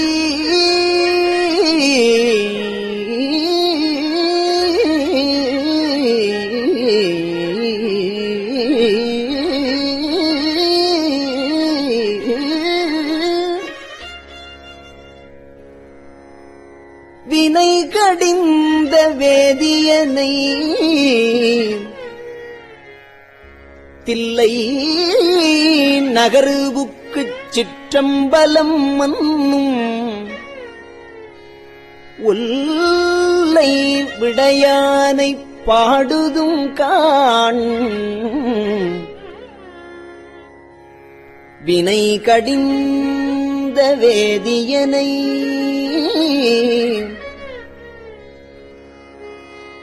தில்லை நகர்வுக்குச் சிற்றம்பலம் மன்னு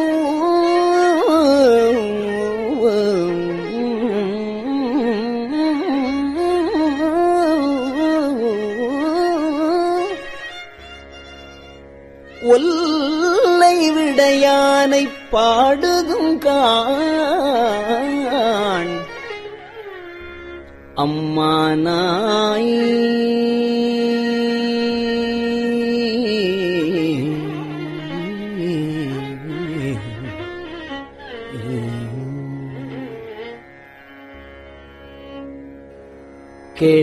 கேட்டாயோ தோழி கிரி செய்தவாறு ஒருவன் தீட்டார் மதில் புடை சூழ்த்தென்னன் பெருந்துறையான்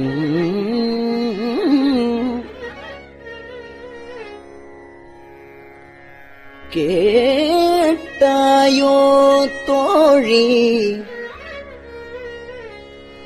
கிரி செய்தவாறு ஒருவன்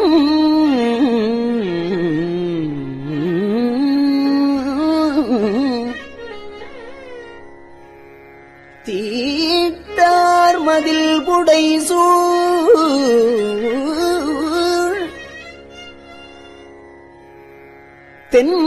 தென்னன் பெருந்துறையான்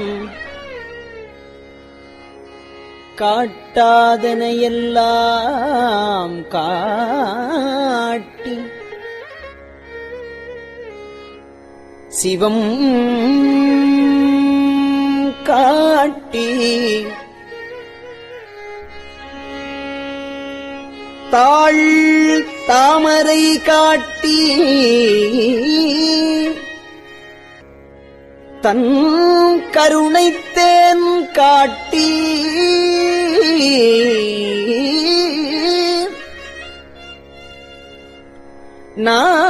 நாட்டார் நகை செய்ய நாம் மேலை வீடு எய்த ஆழ்தான் கொண்டு ஆண்டவா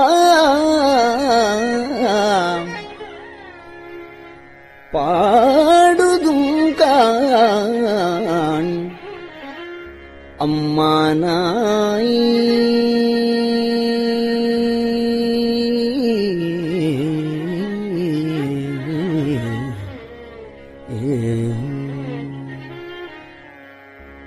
ஓயாதே உள்குவார் உள்ளிருக்கும் உள்ளானை சேயானை சேவகனை தென்னன் பெருந்துறையின் மேயானை வேதியனை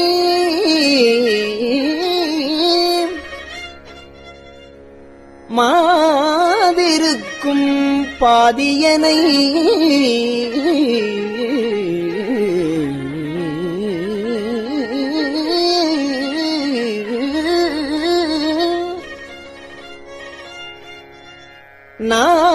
நாயான நம் தம்மை ஆட்கொண்ட நாயகனை தாயான தத்துவனை தானே உலகேழும் ஆயானை உலகு ஏழும் ஆயானை ஆழ்வானைப் பாடுதும் காண்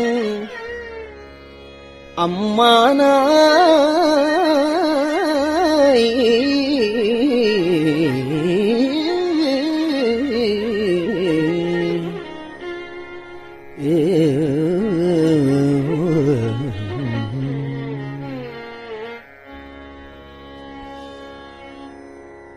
பண் சுமந்த பாடல் பரிசு படைத்த படைத்தருளும் பண் சுமந்த பாடல் பரிசு படைத்தருளும் பண் சுமந்த பாடல் பரிசு படைத்தருளும் பெண் சுமந்த பாகத்தன் பெம்மான் பண் சுமந்த பாடல் பரிசு படைத்தருளும் பெண் சுமந்த பாகத்தன் பெம்மான் பெருந்துரையான் பெண் சுமந்த கீர்த்தி வியன் மண்டலத்து ஈசன் பெண் சுமந்த கீர்த்தி வியன் மண்டலத்து ஈசன் கண் சுமந்த நெற்றி கடவுள்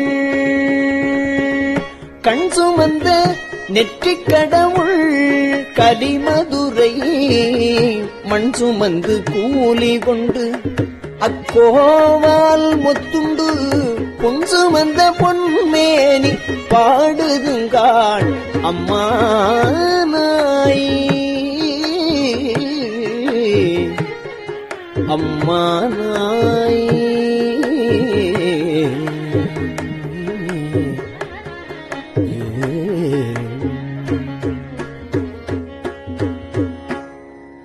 துண்டப்பிறையான் மறையான் பெருந்துரையான் கொண்ட புரிநூலான் கோலமாவூர்தியான் கண்டம் கரியான் செம்மேனியான் வெண்ணீற்றான் அண்ட முதலாயினான் அந்தமிலா ஆனந்தம்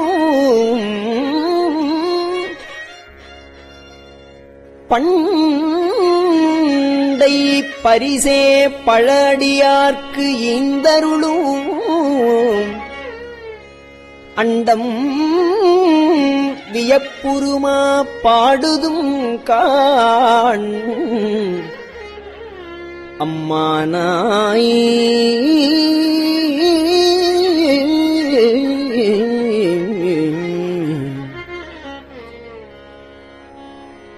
விண்ணாளும் தேவர்க்கு மேலாய வேதியனை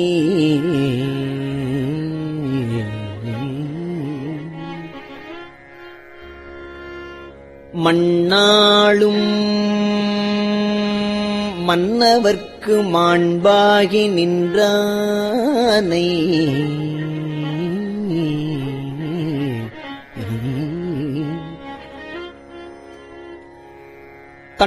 தன்னார் தமிழளிக்கும்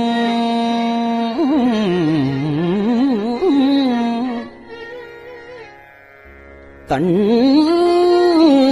பாண்டி நாட்டானை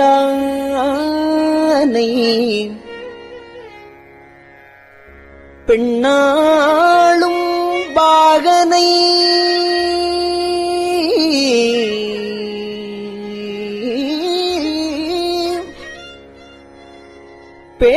பேணு பெருந்துறையில்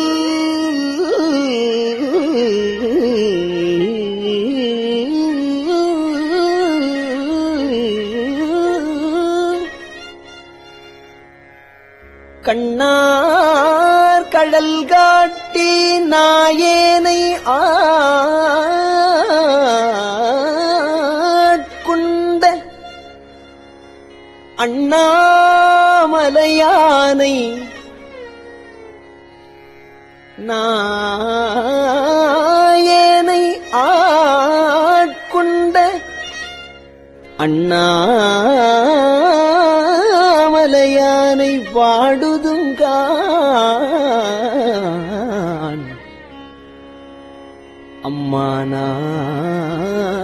அம்மானாய் பாடுதுங்காள் அம்மானாய்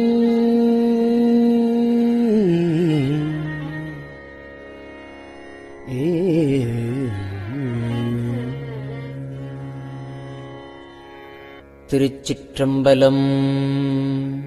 பெரியவா சரணம். இந்நிகழ்ச்சியின் அடுத்த பகுதி நாளை மாலை இதே நேரத்தில் ஒளிபரப்பாகும். பெரியவா சரணம். பெரியவா சரணம். பெரியவா வானொலியின் இன்றைய நிகழ்ச்சிகளின் நிறைவாக திருப்பொன்னூசல் வழங்குபவர் சத்குருநாத தேசிகர் அவர்கள். பெரியவா சரணம். திருச்சிற்றம்பலம். திரு பொன்னூசல். உன்னற்கரியதிரு உத்தர கோசமங்கை உன்னற்கரியதிரு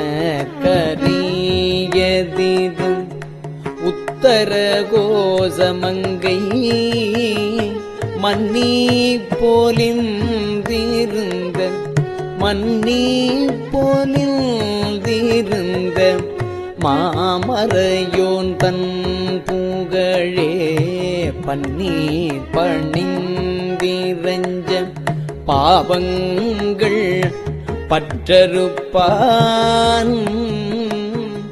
அன்னத்தின் மேலேறி அன்னத்தின் மேலேறி ஆடும் அணி மயில் போல் என்னத்தன் என்னையும் ஆட்கொண்டான் எழில்வாடி பொன்கொத்த பூன்முலையீர் பொன்வொத்த பூன்முலையீர் பொன்னூசல் ஆடாமோ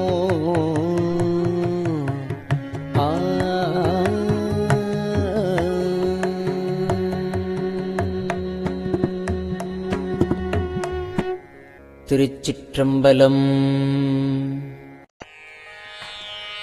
கஞ்சிவய காமாட்சி தன் குழந்தாய் சங்கரரே கஞ்சிவய காமாட்சி தன் குழந்தாய் சங்கரரே குரு சந்திரசேகரரே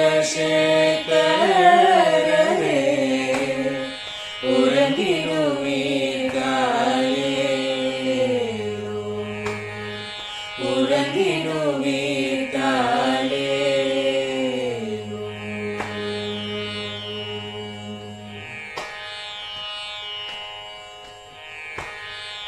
ஆதிகுரு சங்கரராய் அன்றொரு நாள் வந்தவரே அறுபத்து எட்டாகும் பீட்டபதி காலேலோ ஏழுலகும் பூப்பவரே காப்பவரே கரப்பவரே எல்லோர்க்கும் அருள்பவரே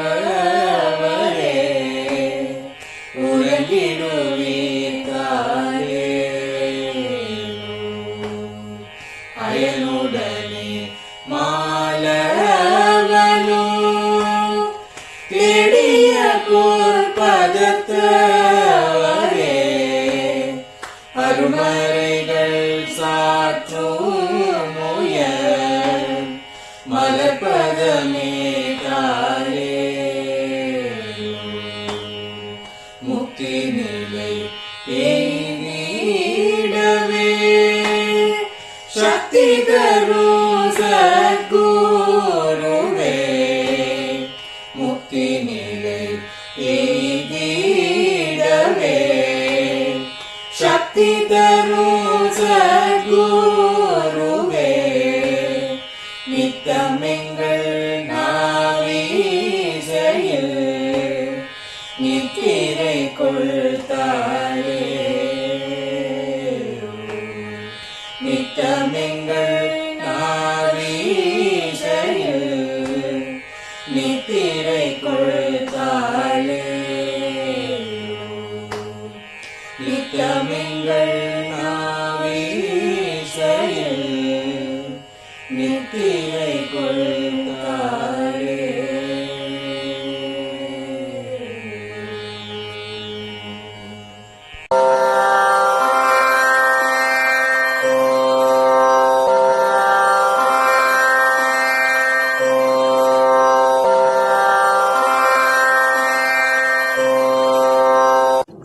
பெரியவாசரணம்.